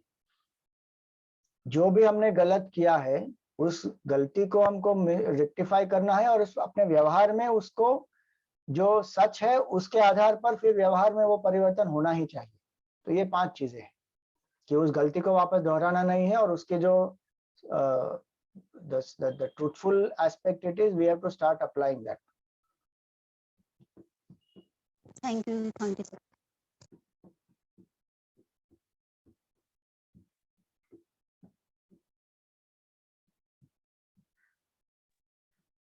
Yes, साइली, अनम्यूट कीजिए साइली। हाँ, यस मैम। स्वामी जी, जैसे कि हम कोई कॉम्प्रोमाइज करते हैं तो उससे हमें स्ट्रेस आता है, तो क्या हमें कॉम्प्रोमाइज नहीं करना चाहिए? कॉम्प्रोमाइज नहीं करना चाहिए, एडजस्टमेंट हो सकती है। एडजस्टमेंट दूसरी चीज है, कॉम्प्रोमाइज दूसरी चीज है। एडजस्टमेंट जो होती है ना, उसमें हमको अपने ही ओपिनियंस और अपने ही एक्शंस में जो रिजिडिटी होती है उसको हमको रिप्लेस करना है एडजस्टमेंट के द्वारा। कि हमने थोड़ा एडजस्ट कर लिया किसी व्यक्ति के विचारों के अनुकूल या किसी एक्शन के अनुकूल, तो उसको एडजस्टमेंट कहते हैं। एडजस्टमेंट दूसरी चीज होती है, उसमें जो सच्चाई है उससे कॉम्प्रोमाइज नहीं होता। उसमें हम अपनी जो रिजिडिटी है उसको थोड़ा हम अपने आप को फ्लेक्सिबल बनाते हैं, उसको एडजस्टमेंट कहते हैं। तो एडजस्टमेंट होना ही चाहिए, कॉम्प्रोमाइज नहीं होना चाहिए। कॉम्प्रोमाइज का अर्थ क्या होता है, जो सच है और जो हमको करना चाहिए, जो हमारा कर्तव्य है वो हम नहीं कर रहे हैं और उसकी जगह पर हम कुछ गलत कर रहे हैं, उसको कहते हैं कॉम्प्रोमाइज। एडजस्टमेंट में हम गलत नहीं कर रहे हैं। 2 ऑप्शंस हैं, दोनों सच्चे ऑप्शंस हैं। एक पर मेरा जो दुराग्रह है वो मैं छोड़कर दूसरा ऑप्शन ले रहा हूं ताकि सबकी भलाई हो, उसको कहते हैं एडजस्टमेंट। तो कॉम्प्रोमाइज तो बिल्कुल होना नहीं चाहिए किसी भी परिस्थिति में, क्योंकि compromise is a compromise with value system. वो वैल्यू सिस्टम से कॉम्प्रोमाइज नहीं होना चाहिए। एडजस्टमेंट हो सकती है, एडजस्टमेंट में वैल्यू सिस्टम बनी रहती है।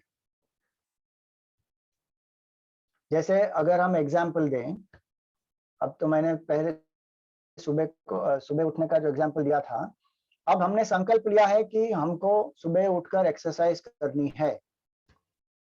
अब इसमें एडजस्टमेंट क्या होता है कि अगर किसी कारणवश हमको देर रात तक काम करना पड़ा, वो हमारा कर्तव्य था, हमने देर रात तक काम किया और फिर बहुत थकान हो गई, तो हम जब सुबह उठे तो 6 बजे उठने के बदले हमने 7 बजे 1 घंटा और हम सो लिए, क्योंकि पिछली रात को कर्तव्य कर्म के कारण हमको बहुत थकान हो गई थी, इसलिए हमने थोड़ा एडजस्ट कर लिया अपने टाइम को। या हमको ये लगता है कि जैसे अगर बच्चों को कुछ काम है, उनके लिए हमको कुछ करना है, तो उसकी वजह से क्या हुआ कि हमको उस समय एक्सरसाइज हम नहीं कर पाए 6 बजे सुबह उठकर, तो फिर दिन में हमने शाम को अभी एक्सरसाइज कर ली, तो उसको कहते हैं एडजस्टमेंट। कॉम्प्रोमाइज का मतलब क्या हुआ कि किसी कारण से हमको लेजीनेस हो गई, कोई वैलिड रीजन था नहीं उसमें, लेकिन हमको लेजीनेस हो गई, हमने पोस्टपोन कर दिया, नहीं आज तो हमको नहीं करना है, और उसमें फिर हमने कोई बहाना बना दिया, तो उसको कहते हैं फिर कॉम्प्रोमाइज, क्योंकि वहां झूठ का सहारा लिया हमने।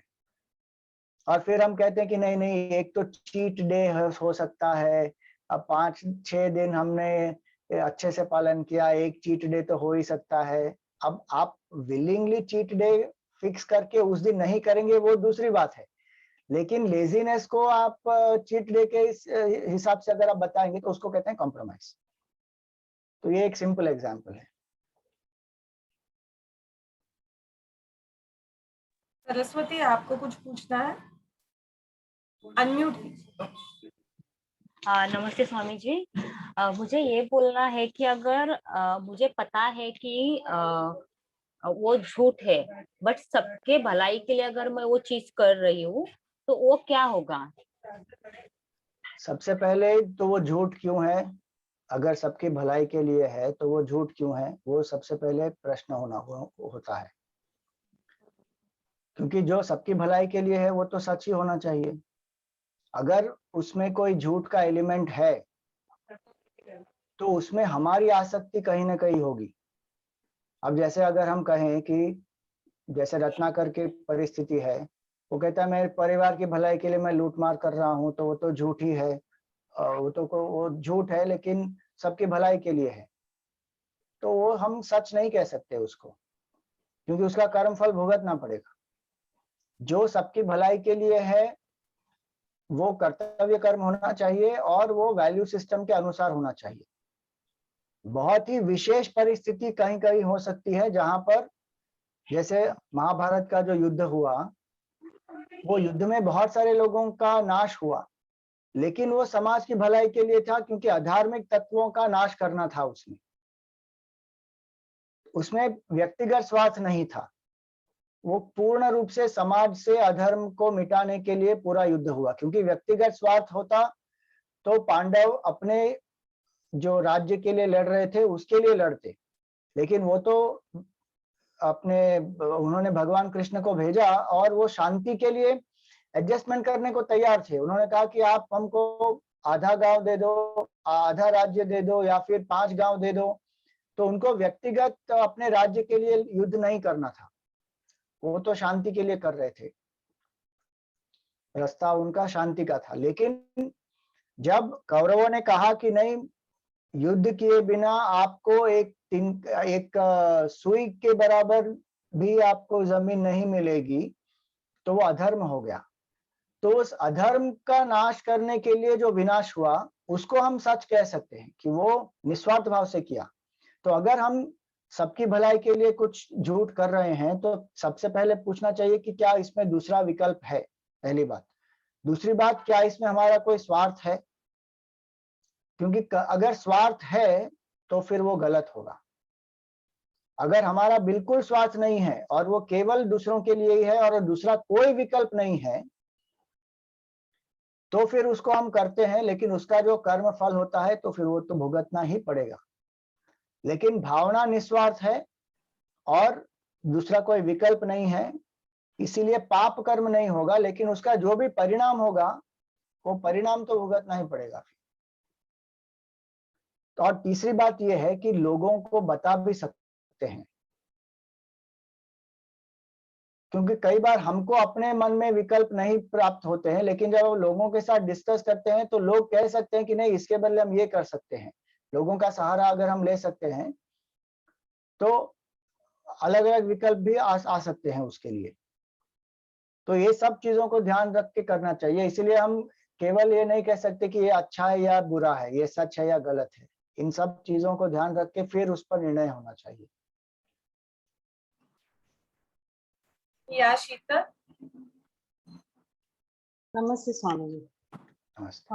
मुझे ये पूछना है कि जैसे हम सोसाइटी में रहते हैं तो सबके स्वभाव अलग है। तो बहुत सारे जो है जो अपनी एथिक्स वैल्यू के हिसाब से चलते हैं। बहुत लोगों में, जैसे आपने चाणक्य की बात की, तो चाणक्य नीति बहुत अच्छी मानी जाती है। तो अगर मैं ये पूछूं कि चाणक्य नीति में शायद डिप्लोमेसी रहेगा, लेकिन व्हेन आपके बिहेवियर में जब मैनिपुलेशन और डिप्लोमेसी दोनों आती है, तो उसके बारे में क्या, यानी वो बुरा कर्म है या कैसे बोल सकते? आई मीन थोड़ा अगर आप बताएंगे। See, मैनिपुलेशन बुरा कर्म ही है। Diplomacy is not a bad thing, manipulation is a bad thing. उसमें बुरा कर्म ही है, क्योंकि उसका जो उद्देश्य जो है ना, उद्देश्य गलत है, इसलिए वो पाप कर्म है। किसी भी कर्म को हम अच्छा और बुरा कैसे निर्धारित करते हैं? वो कर्म को देखकर हम नहीं बता सकते। कर्म का उद्देश्य क्या है, उस उद्देश्य के आधार पर ही बता सकते हैं कि यह अच्छा कर्म है या बुरा कर्म है। जैसे क्रिमिनल कोर्ट में भी जो होता है, तो motive has to be established. अगर एक मोटिव है, सपोज किसी का खून हो गया, अगर मोटिव के साथ किया है तो वो मर्डर का चार्ज ही लगेगा और उसको उस पर उसके हिसाब से ही सजा दी जाएगी। लेकिन मोटिव नहीं है और किसी की मृत्यु हो गई तो फिर क्या करेंगे, culpable homicide not amounting to murder, ये चार्ज लगेगा और उसके हिसाब से फिर जो पनिशमेंट होगी वो होगी। तो उद्देश्य क्या है, उस उद्देश्य के आधार पर। अब मैनिपुलेशन जब किया जाता है, मैनिपुलेशन का उद्देश्य तो बिल्कुल बुरा ही होता है। डिप्लोमेसी में कोई दिक्कत नहीं है, क्योंकि किसको क्या बताना चाहिए और कितना बताना चाहिए उसको कहते हैं डिप्लोमेसी, और क्या नहीं बताना चाहिए, क्योंकि हम सब चीज तो सबको बता नहीं सकते। अगर हम ऐसा करना शुरू कर देंगे वो पागलपन हो जाएगा। हर चीज हर किसी को बता ही नहीं सकते, उसको कहते हैं विवेक, कि विवेक पूर्ण हम डिसाइड करें कि किसको क्या बताना है और इसका उद्देश्य क्या है। तो उद्देश्य अच्छा ही होना चाहिए, सात्विक होना चाहिए, भावनाएं अच्छी होनी चाहिए उसके पीछे। तो उसमें डिप्लोमेसी में कोई प्रॉब्लम नहीं। लेकिन डिप्लोमेसी प्लस मैनिपुलेशन जब होता है तो उस डिप्लोमेसी के पीछे जो मैनिपुलेटिव बिहेवियर है वो गलत बिहेवियर है। तो उसका फिर जो बुरा परिणाम होगा तो वो तो अच्छा हो नहीं सकता। और उसका फिर जो कभी कभी, जैसे हमने कहा, ट्रस्ट लॉस होता है, लोगों को डिसअपॉइंटमेंट हो जाती है, उसके कारण फिर कोई लीगल कॉन्सिक्वेंसेस भी हो सकते हैं, बहुत सारी चीजें हो सकती है उसमें। तो manipulation is not good, diplomacy is very important, smartness can be there. So Chanakya जो थे वो मैनिपुलेटिव नहीं थे, वो बहुत स्मार्ट थे। और वो मैनिपुलेटिव, देखिए एक और चीज है, एक है स्ट्रैटेजी और एक है मैनिपुलेशन। अगर दुश्मन को हराना है तो धार्मिक रूप से उसकी स्ट्रैटेजी, उसके वीक पॉइंट्स को हम अटैक कर सकते हैं, उसको कहते हैं स्ट्रैटेजी। किसी भी गेम में आप देखेंगे, कोई भी स्पोर्ट हो या कोई भी जैसे बिजनेस भी हो, उसमें अगर हमको विक्ट्री प्राप्त करनी है तो ओपोनेंट का वीक पॉइंट क्या है उसको हमको अटैक करना पड़ेगा। लेकिन उस ओपोनेंट के वीक पॉइंट को अटैक किस तरह करते हैं, धार्मिक रूप से करते हैं, अधार्मिक रूप से नहीं करते। अधार्मिक रूप से करेंगे तो उसको बोलेंगे फाउल, धार्मिक रूप से अगर हम करेंगे तो उसको कहते हैं स्ट्रैटेजी। तो स्ट्रैटेजी हो सकती है और उससे अपोनेंट को हम हरा भी सकते हैं, लेकिन मैनिपुलेशन नहीं होना चाहिए। वो मैनिपुलेशन जो होता है ना वो गलत होता है। मैनिपुलेशन में सच्चाई नहीं होती है, मैनिपुलेशन में इंटेंशन बुरा होता है, और मैनिपुलेशन में हम लोगों को यूज करके फेंक देते हैं, बहुत सारी ऐसी चीजें होती है, तो वो सब गलत चीजें हैं। तो स्वामी जी और एक बात कि अगर मैं कोई बुरा काम बहुत सच्चाई से करती हूँ तो वो सही बात है? उदाहरण आप दीजिए, बुरा काम सच्चाई से कैसे हो सकता है? नहीं, जैसे आई थिंक सो उसमें थोड़ा सा मैनिपुलेशन की बात है कि यानी एथिकली जो भी मैं सपोज मैं मेरे फैमिली मेंबर्स है या मेरे कलीग्स है, मैं उनको कुछ गलत बात बोलती हूँ करने के लिए या व्हाटएवर कोई चीज है, तो लेकिन मैं बहुत डेडिकेटेडली कर रही हूँ वो चीज कि नहीं, मैं मेरी सच्चाई ये है कि मुझे ये चीज करना है, तो वो सही बात है या उसका कर्म हमको नहीं भुगतना पड़ता है? नहीं और कर्म कर्म तो भुगतना पड़ेगा, और वो बात भी बुरी है। टेररिस्ट भी बहुत ही डेडिकेटेडली काम करता है और दूसरों की जान ले लेता है, बहुत डेडिकेशन से, और खुद की भी ले लेता है। तो वो तो सच हुआ नहीं ना, वो तो अच्छा हुआ नहीं। डेडिकेशन है वो दूसरी बात है, लेकिन किस तरह है, किस तरफ है उसका झुकाव। अगर वो मैनिपुलेटिव टाइप की डेडिकेशन है तो फिर उसका बुरा कर्म ही आएगा। और अगर उसका झुकाव सच्चाई की तरफ है, अच्छाई की तरफ है और सत्कर्मों की तरफ है, तभी तो उसका अच्छा कर्म फल मिलेगा।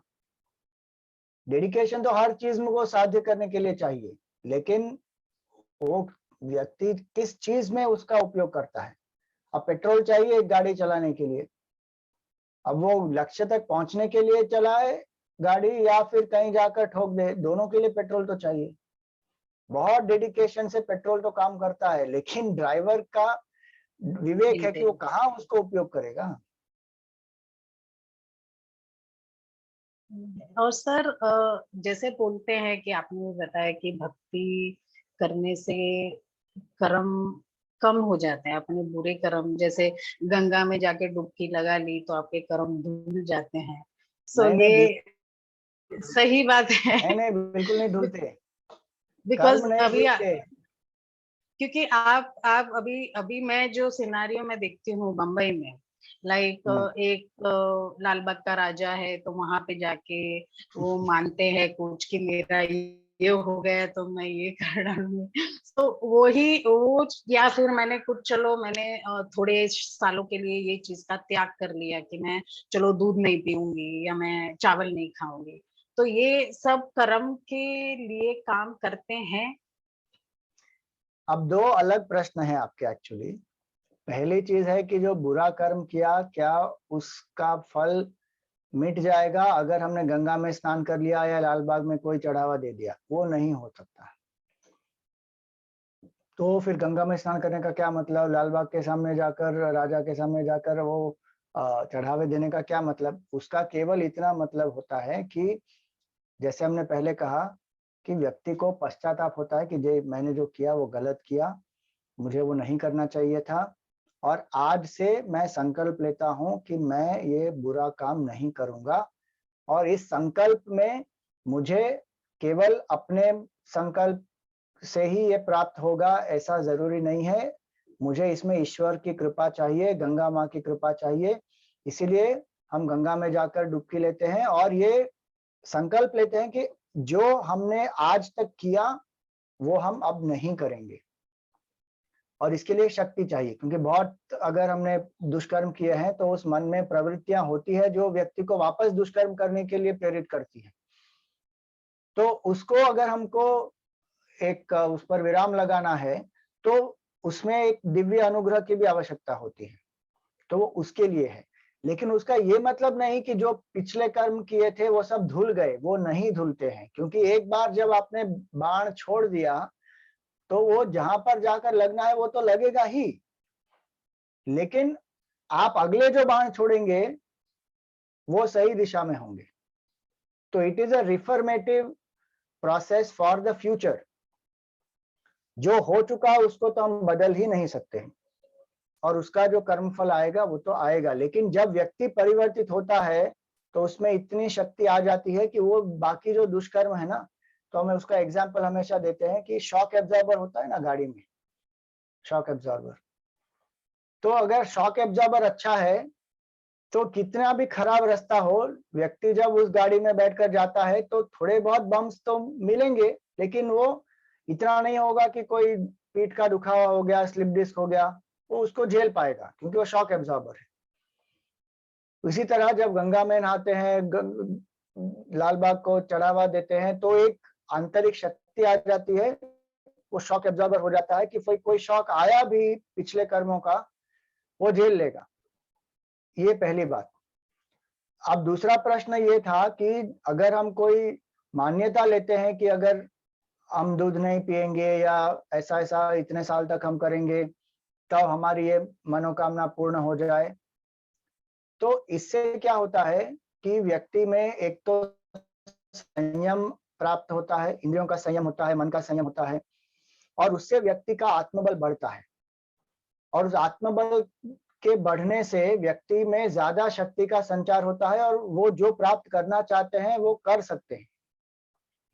और तीसरी बात, इसमें एक कमिटमेंट हो जाती है कि भगवान के सामने जाकर मैंने ये कमिटमेंट दिया है तो मुझे वो रखना पड़ेगा, क्योंकि भक्ति के कारण जो भावना होती है कि भाई भगवान को मैंने ये वचन दिया है तो मैं उसको निभाऊंगा।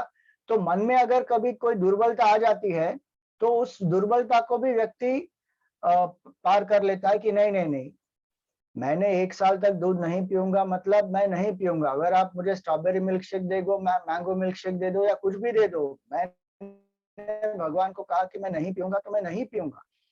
तो जब व्यक्ति का मन दुर्बल हो जाता है उस समय ये उसको सहायता होती है कि नहीं नहीं नहीं नहीं, मैंने एक कमिटमेंट दिया है, मैं इसको नहीं तोड़ूंगा।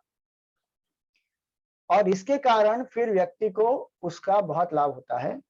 और भगवत कृपा तो बहती है जब व्यक्ति का मनोरथ जो होता है वो प्राप्त भी होता है।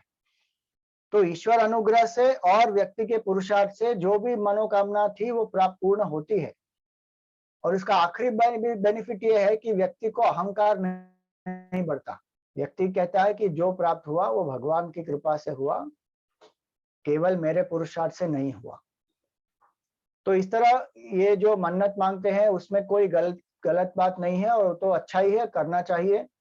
और उससे संयम भी बढ़ता है, आत्मबल बढ़ता है, अहंकार कम होता है, तो अच्छा ही है। आभार स्वामी जी। हरिओम। जी जितेंद्र जी। जितेंद्र।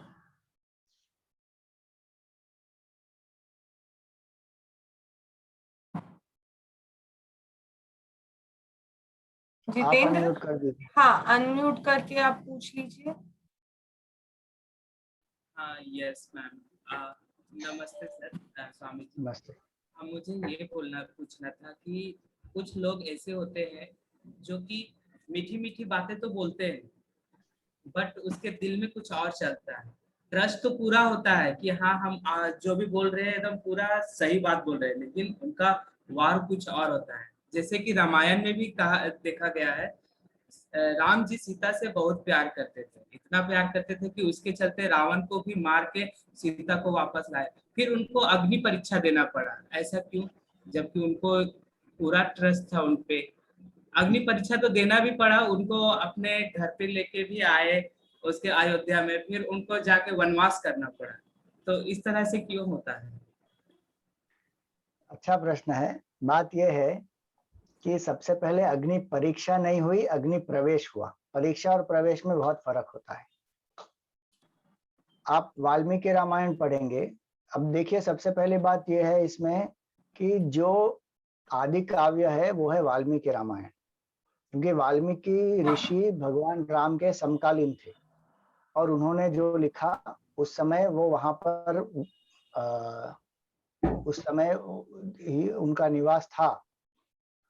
तो उसके आधार पर हमको जाना चाहिए, क्योंकि उसके बाद बहुत सारी रामायण आ गई, उसमें बहुत सारा अलग अलग इंटरप्रिटेशन भी हो गया। और अगर आप सीरियल देखेंगे तो उसमें तो बहुत ही मसाला ऐड कर देते हैं, पता नहीं क्या क्या घुसा देते हैं उसके अंदर, जो हुआ भी नहीं है। वो भगवान राम सीता जी ऊपर बैठ के सोच रहे, अरे क्या दिखा रहे, ये तो हुआ ही नहीं।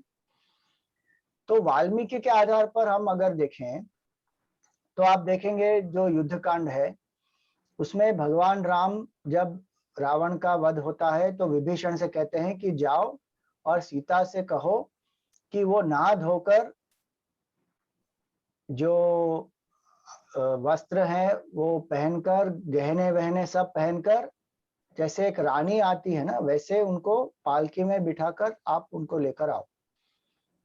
तो जब विभीषण वहां जाते हैं तो सीता जी कहते नहीं नहीं, मुझे ये सब नहीं करना है, मुझे पहले राम को मिलना है। विभीषण कहते हैं कि नहीं, भगवान ने आपको कहा है कि आपको पालकी में नहाकर सजकर पूरे अच्छे रूप से आना है।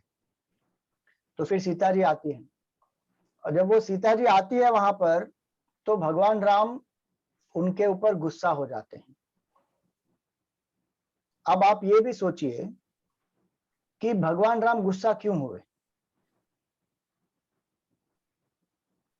क्योंकि सीता जी को भगवान राम ने कहा था कि ये जो मृग है ये स्वर्ण मृग नहीं है, ये एक राक्षस है। लेकिन उन्होंने बहुत दुराग्रह किया, इसलिए भगवान राम ने कहा मैं लक्ष्मण को तुम्हारी सुरक्षा के लिए यहाँ छोड़कर जा रहा हूं।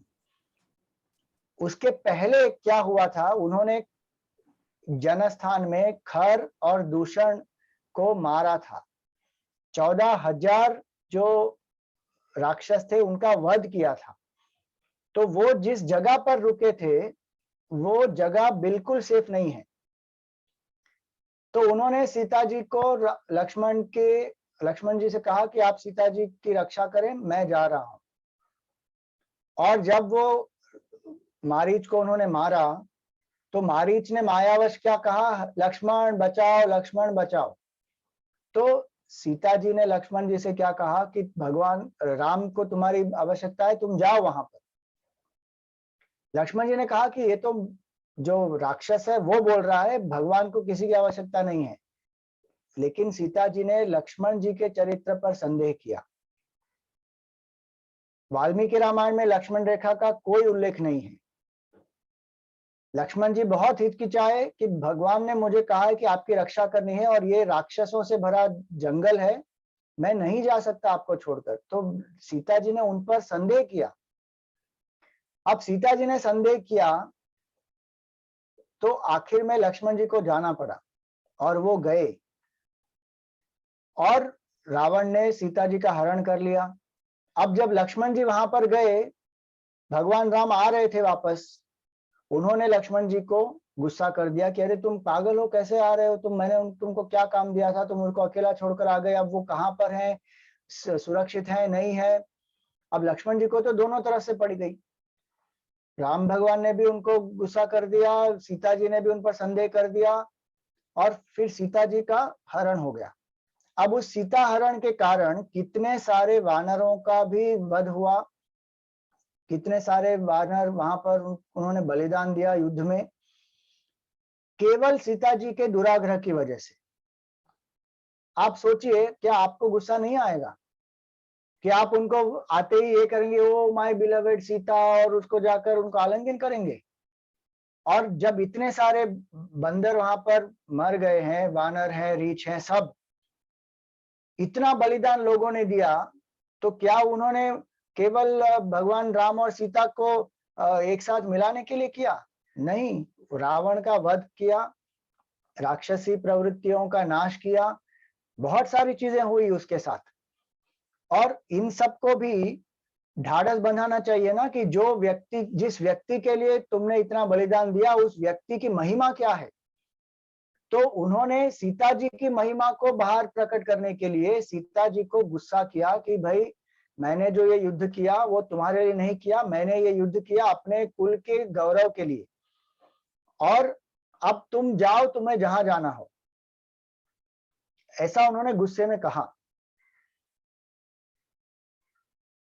गुस्से में तो व्यक्ति कहता है ना कुछ चीजें, उसके पीछे जो उसका उनका भाव होता है वो भी देखना चाहिए। हम केवल शब्द देखेंगे उस समय, अरे ऐसा कैसे कह दिया भगवान राम ने।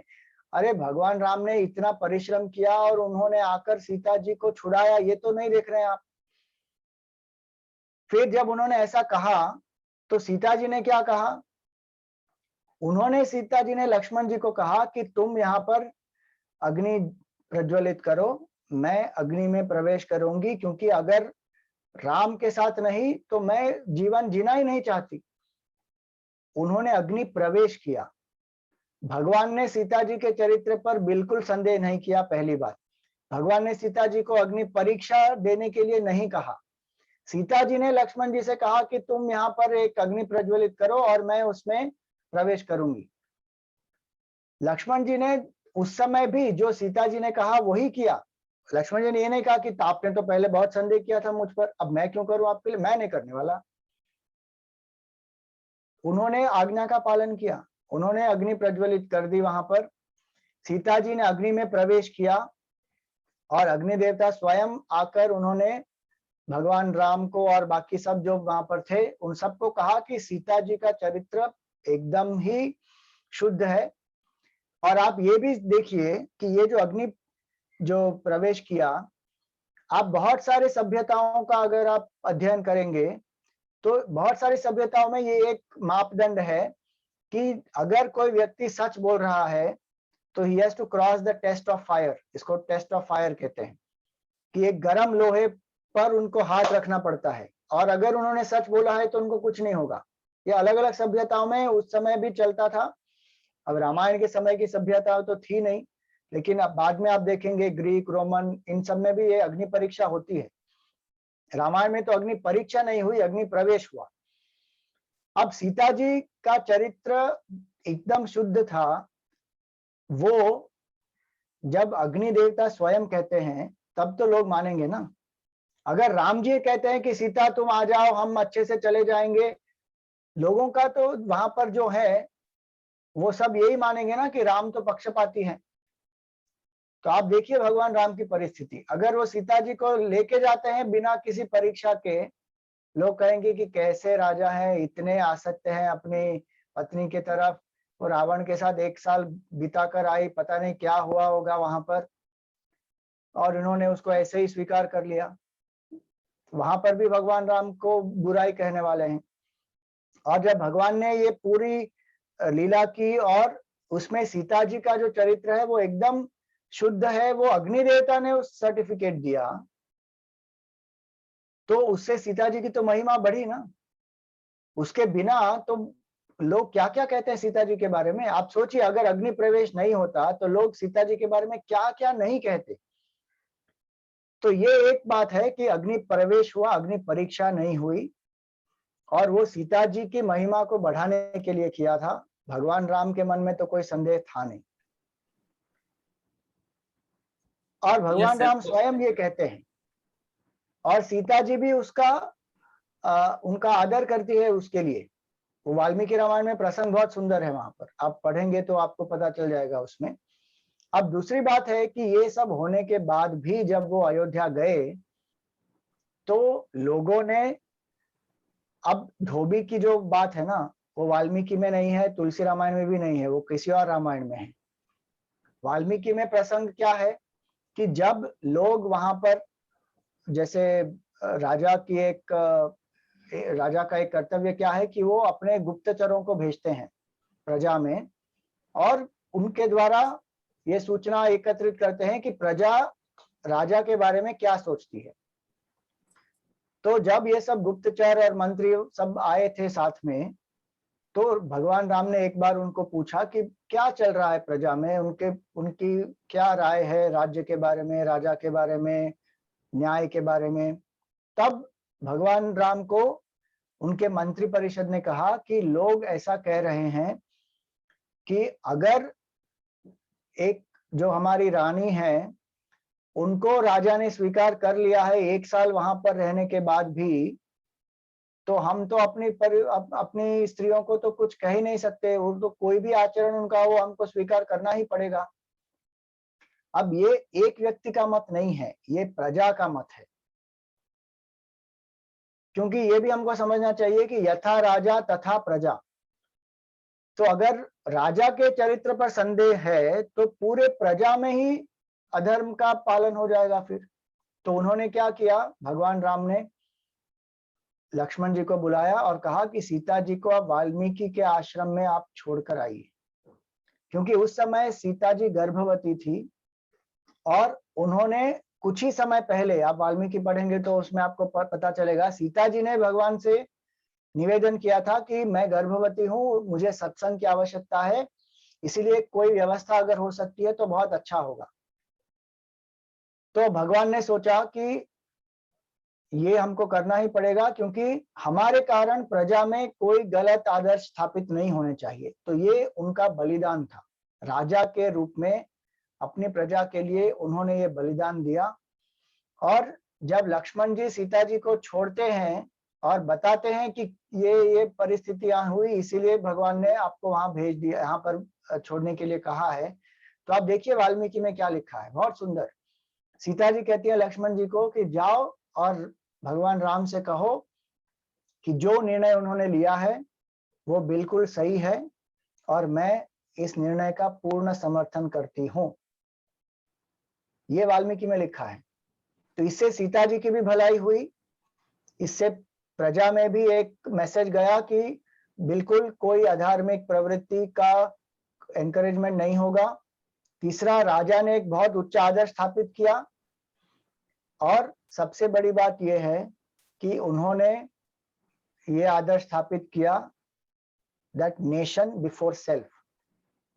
ये आज आप देखिए पूरे देश में हम देखते हैं कि नहीं देखते कि लीडर जो है वो अपने स्वार्थ के लिए पूरे देश की बलि चढ़ा रहे हैं। यहाँ पर भगवान ने अपने स्वार्थ की बलि चढ़ाई राष्ट्र के लिए, और मजे की बात यह है कि इसमें सीता जी को कोई आपत्ति नहीं है, भगवान राम को कोई आपत्ति नहीं है, दोनों ने त्याग किया, लेकिन बाकी सब लोग को बहुत आपत्ति है कि अरे ऐसा क्यों किया भगवान राम ने। क्योंकि राष्ट्र की भावना जो है उसके लिए अगर व्यक्ति को बलिदान देना पड़ता है तो वो व्यक्ति को बलिदान देना चाहिए राष्ट्र के लिए, और इसीलिए इस आदर्श को स्थापित करने के लिए भगवान ने किया। अगर उनको सीता जी के चरित्र पर संदेह होता तो वो सबसे पहले युद्ध नहीं करते, युद्ध के बाद वहां से उनको अयोध्या लाते नहीं, अयोध्या में लाने के बाद वापस उनका वैवाहिक जीवन निर्वाह नहीं करते, उत्तराधिकारी उनके द्वारा प्राप्त नहीं करते। ये सब चीजें बहुत सारी है, सोचने लायक है। Thank you sir. Yes Shweta, आप अपना क्वेश्चन पूछिए। Yes ma'am. सर, जब कोई इंसान बहुत बड़ा पाप करता है या फिर पाप कर रहा है तो बेसिकली सब लोग बोलते हैं कि ये उसके बीवी बच्चों को भुगतना पड़ता है, क्या ये सही है? देखिए, वो अगर उसके बीवी बच्चे उस पाप के फल का भोग कर रहे हैं तो फिर उनको भी वो भुगतना पड़ेगा, कुछ अंश में तो उसका भुगतान उनको करना ही पड़ेगा। क्योंकि आप देखिए, इवन सिंपल व्यवहारिक जीवन में भी हम ये देखते हैं कि अगर पिताजी ने कोई कर्जा लिया है और वो मर जाते हैं तो बेटे को कर्जा चुकाना पड़ेगा कि नहीं पड़ेगा? ऐसा थोड़ी कहता है कि कोई पिताजी मर गए इसलिए चलो अभी सब कर्जा माफ हो गया, नहीं, वो बेटे को चुकाना पड़ेगा। तो कर्म के सिद्धांत में भी ऐसा है कि अगर वो उस पाप के भागीदारी हैं या फिर उस पाप के कारण जो लाभ हो रहा है उसके भागीदारी हैं तो फिर उसका पाप का कर्म फल भी उनको भुगतना ही पड़ेगा। और आप ये देखिए कि बेचारे पति की तो परिस्थिति क्या है। हमारी एक स्मृति में ऐसा लिखा है कि जितना भी पुण्य कमाते हैं ना पति, उनका आधा पुण्य उनकी पत्नी को चला जाता है। पत्नी का तो पुण्य कहीं विभाजित नहीं होता, पत्नी का पुण्य पूर्ण रूप से पत्नी को ही रहता है और पति का आधा पुण्य पत्नी को चला जाता है। अब ये तो एक बात हुई। दूसरी बात ये हुई कि पत्नी का जो पाप कर्म है उसका आधा पाप कर्म पति को चला जाएगा, और पति के पाप कर्म जो है वो तो पति के पास ही रहते हैं। अगर पत्नी ने कुछ पाप कर्म अलग से अपने तरीके से किया है तो उसका आधा पाप कर्म पति को चला जाता है। तो पति का आधा पुण्य चला गया, पत्नी का आधा पाप भी आ गया। अभी पति की तो परिस्थिति क्या है आप सोचो। तो कर्म का जो फल है वो भुगतना तो पड़ता है, लेकिन कितनी मात्रा में भुगतना पड़ेगा वो उस पर आधारित है कि उन्होंने कितना उस लाभ का भुगतान किया है। If they have benefited from that corrupt action, they will have to face the consequences of that.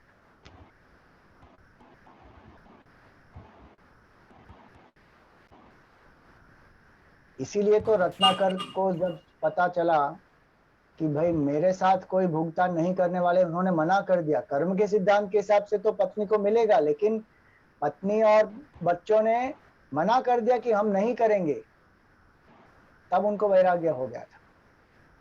तो जो कर्म का फल आने वाला है वो तो आएगा ही, उसमें तो कोई उसको स्टॉप कर नहीं पाएगा। लेकिन हमारी ये धारणा होती है कि नहीं मैंने नहीं किया, लेकिन आपने लाभ तो उठाया ना, तो पूरा लाभ उठाया कि उन्होंने जो लूट मार की उसके धन के द्वारा घर को चलाया, अपनी सुख सुविधाएं का आनंद लिया।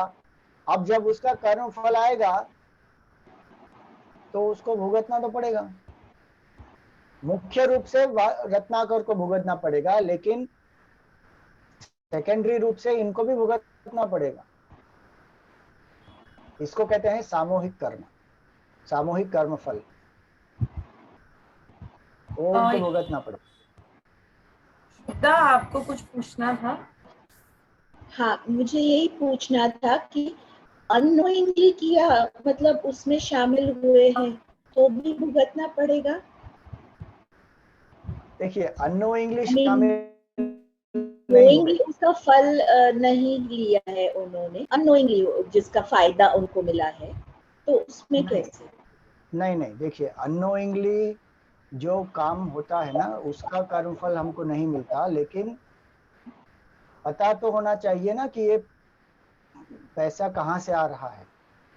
Ignorance of the law is no excuse. अगर कोई व्यक्ति को पता नहीं है कि भाई ये मेरे पति कहाँ से पैसा लेके आ रहे हैं या किस प्रवृत्ति के द्वारा लेके आ रहे हैं, तो ये उनका कर्तव्य बनता है कि वो पता करे, क्योंकि उनको अगर उसको उसका लाभ लेना है, then we should also know the source of it, because if we are not knowing the source, then we are responsible to go through the karma फल। तो अननोइंगली जो चीजें होती है उसमें दो ऑप्शन, दो एस्पेक्ट्स होते हैं। एक तो जो हम without knowledge we are doing, जैसे हम खाना खाते हैं, श्वास लेते हैं, चलते हैं, तो अनायासी बहुत सारे जीवों की हत्या होती है।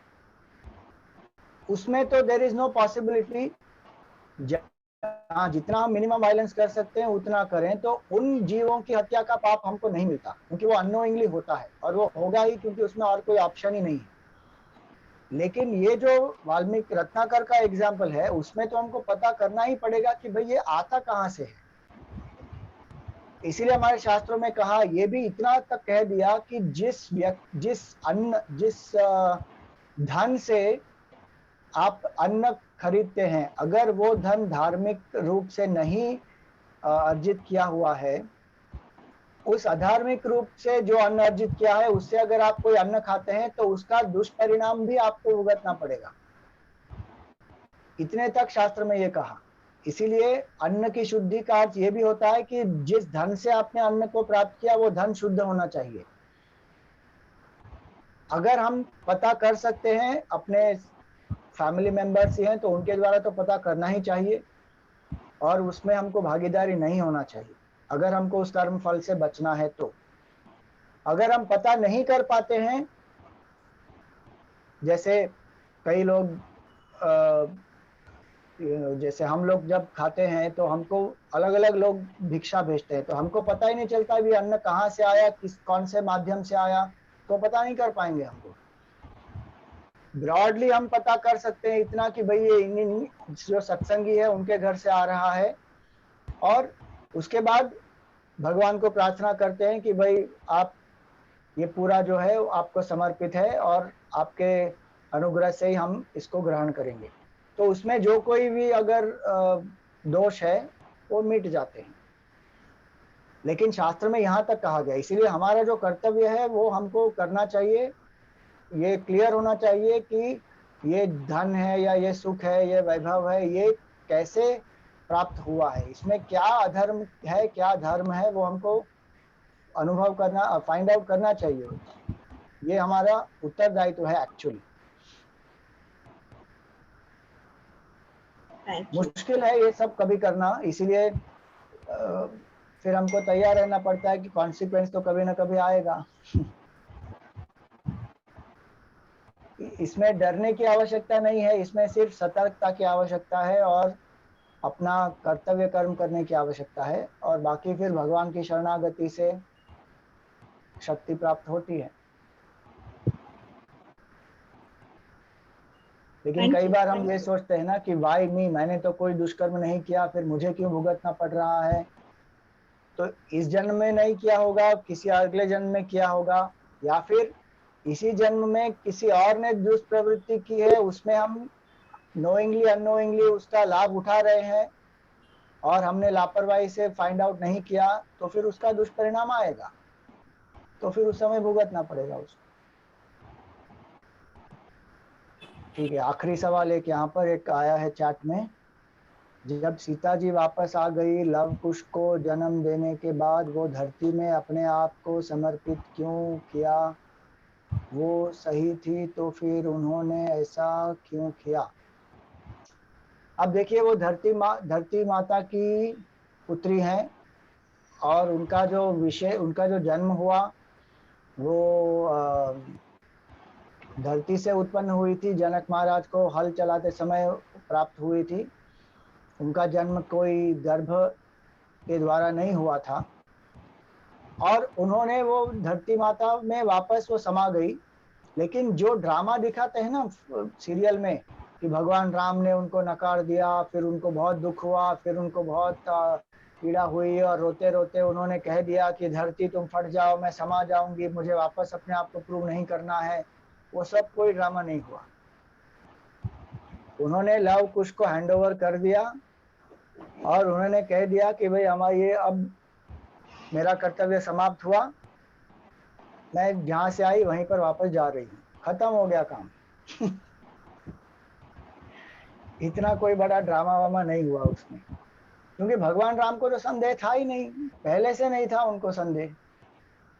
आप सोच के देखिए, अगर भगवान राम में कोई संदेह होता सीता जी के प्रति, तो क्या सीता जी गर्भवती होती? क्या सीता जी राम जी को वैवाहिक जीवन आगे ले जाने के लिए अनुमति देती? क्या वो नहीं देती, बोलती कि तुम तो ऐसे व्यक्ति हो, तुम्हारा तो कोई मेरे ऊपर विश्वास ही नहीं है, वो छोड़ देती ना उनको। आप देखिए सीता जी का चरित्र कितना शक्तिशाली है पूरे वाल्मीकि रामायण में। उसका एक उदाहरण मैं आपको देता हूं। जब भगवान राम वनवास जाने के लिए सीता जी के पास जाकर उनको कहते हैं ना कि वन में इतने सारे कष्ट हैं, इतनी मुश्किल होगी, इतना वहां पर भय होगा, तो सीता जी उनको कहती हैं कि जो भी कष्ट होगा मैं सहन कर लूंगी, मैं आपके वहां पर सेवा करूंगी। तो भगवान राम कहते हैं लेकिन 14 साल आपको वहां पर जीना है और वहां पर राक्षस भी हैं, जानवर भी हैं, और हमारा जीवन तो ऐसे नहीं होगा जैसे सुख सुविधाओं में, तपस्वी के रूप में जीना है, बहुत कठिनाइयां हो सकती है। तो आपको पता है सीता जी क्या कहती हैं आखिर में? वो कहती है कि मुझे तो संदेह है कि मेरे पिता ने मेरी शादी किसके साथ की, क्या एक पुरुष के साथ की है कि किसी और दुर्बल व्यक्ति के साथ की है। भगवान राम को उन्होंने ताना मार दिया कि क्या मेरे पिता ने मेरी शादी किसी पुरुष के साथ की है क्या, मतलब तुम पुरुष हो क्या? इतना तो उनका चरित्र शक्तिशाली है कि उन्होंने भगवान राम को ही सुना दिया। फिर भगवान राम भी धीरे से उनको कहते हैं कि देखो मेरा कर्तव्य था तुमको सचेत करना, अगर तुम इन सबको झेलने के लिए तैयार हो तो चलो मेरे साथ, कोई आपत्ति नहीं है। ऐसा नहीं है कि मुझे तुम पर संदेह है, लेकिन मेरा कर्तव्य बनता है कि तुमको बता दूं क्या क्या वहां पर रिस्क है, क्या क्या डेंजर है। तो इतना चरित्र उनका स्ट्रांग है। वो ऐसी कोई अबला नारी नहीं है। पूरे रामायण में आप देखो हर जगह पर सीता जी का जो चरित्र है वो बहुत ही शक्तिशाली है। रावण उनको छू नहीं सकता है। वो रावण को देखकर बात नहीं करती, वो एक तिनका लगा देती है और तिनके को देखकर आप बात करती हैं। आप देखो उनकी शक्ति कितनी है। तो अबला नारी तो है ही नहीं। तो इसीलिए ऐसा नहीं है कि वो इतना उनको दुख हो गया कि मुझ पर किसी का भरोसा नहीं, मेरा पति का भी भरोसा नहीं, इसलिए मैं अभी जाकर धरती में समा जाऊंगी, ऐसा नहीं होता है। पर ऐसा क्यों स्वामी जी? वो नहीं चाहती थी कि वो बाकी जीवन व्यतीत करती बच्चों और पति के साथ, वो नहीं कर पाएंगी ना साथ में। प्रॉब्लम वही थी ना। एक बार उन्होंने आदर्श स्थापित कर दिया भगवान राम ने कि भाई मैंने अपनी पत्नी को भेज दिया वाल्मीकि आश्रम में, पति पत्नी को भेज दिया, अब मैं वैवाहिक जीवन व्यतीत नहीं करूंगा। समाज के लिए उन्होंने आदर्श स्थापित कर दिया। अब वो वापस सीता जी को कैसे ला सकती है? मतलब जितना त्याग किया वो पूरा पानी में गया ना। फिर तो वापस सीता जी को नहीं ला सकती। सीता जी की इच्छा हो सकती है कि मैं भगवान के साथ अपना समय व्यतीत करूं, लेकिन उन्होंने भी बलिदान दिया ना। वो ऐसा तो नहीं कह सकती कि चलो अभी बच्चे हो गए तो, वो तो क्या डिलीवरी के लिए गई थी क्या वाल्मीकि आश्रम में? बच्चे क्या कहते ये लोग क्या कहते जो प्रजा है? अच्छा भगवान ने त्याग तो नहीं किया, उन्होंने सिर्फ डिलीवरी के लिए वहां भेज दिया। एक बार उन्होंने जो निर्णय लिया त्याग का, तो फिर वो पूरा जिंदगी उनको निभाना है। अब दूसरी बात ये भी है कि कोई ना कोई निमित्त से अवतार को पूर्ण करना तो पड़ेगा ना। अब हमेशा थोड़ी जीते रहेंगे। तो उनका कर्तव्य खत्म हो गया, तो उन्होंने सौंप दिया लव कुश को भगवान राम के हवाले, और वो गई धरती के अंदर। और भगवान राम भी उसके बाद सरयू नदी में उन्होंने प्रवेश कर लिया और वो भी अपने धाम चले गए, क्योंकि अवतार लीला समाप्त हो गई उसमें। लक्ष्मण जी आपको क्या पता है कि सीता जी का जिस तरह उन्होंने वनवास दिया सीता जी को, लक्ष्मण जी को भी भगवान ने वनवास दिया? क्या आपको पता है किसी को? उसके बारे में कोई एक सवाल नहीं पूछता। ये जो बाकी फेमिनिस्ट लोग हैं ना, सब पूछेंगे अरे सीता जी को क्यों वनवास भेज दिया, ये गलत हुआ, ऐसा नहीं करना चाहिए था, भगवान Ram is a male chauvinist, पता नहीं क्या क्या बकवास करते रहते हैं। अब लक्ष्मण जी को उन्होंने घर निकाला दे दिया, उन्होंने बोल दिया कि जाओ तुम, उसके बारे में कोई नहीं पूछता। दोनों को वनवास मिला था, सीता जी को और लक्ष्मण जी को, अलग अलग समय पर। वाल्मीकि रामायण पढ़िए, आपको पता चलेगा वो लक्ष्मण जी को वनवास क्यों दिया था। तो ये सब निमित्त है लीला को समाप्त करने के लिए।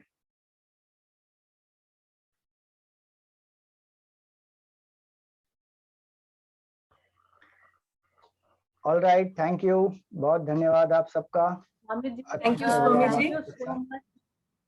Thank you, Swami, so much for coming, and we would like to have this more often. If you have, I know you are very busy, but at least once in 6 months, if you can come and address us, it would be wonderful.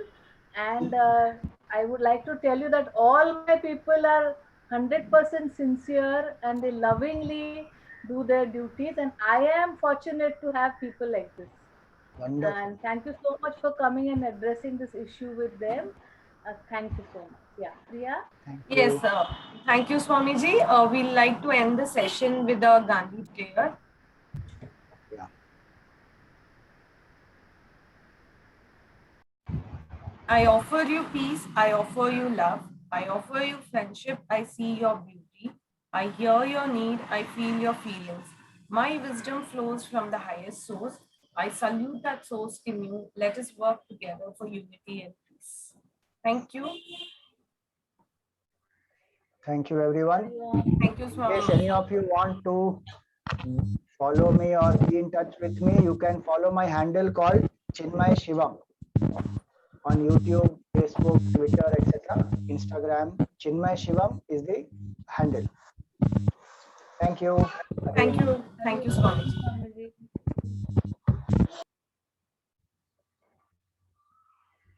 Deepti ma'am, shall we break for lunch and then we can come back at Yeah. 2 o'clock, right? Yeah, 2 o'clock. yes, ma'am. I'm sending you the link. I'm mailing you the link. I may not join in, Priya. Okay, I may okay, not ma'am. join in. Okay. Yeah? Okay. Okay, thank you, ma'am. Okay. Yeah. So teachers, we can log out and we'll meet again after.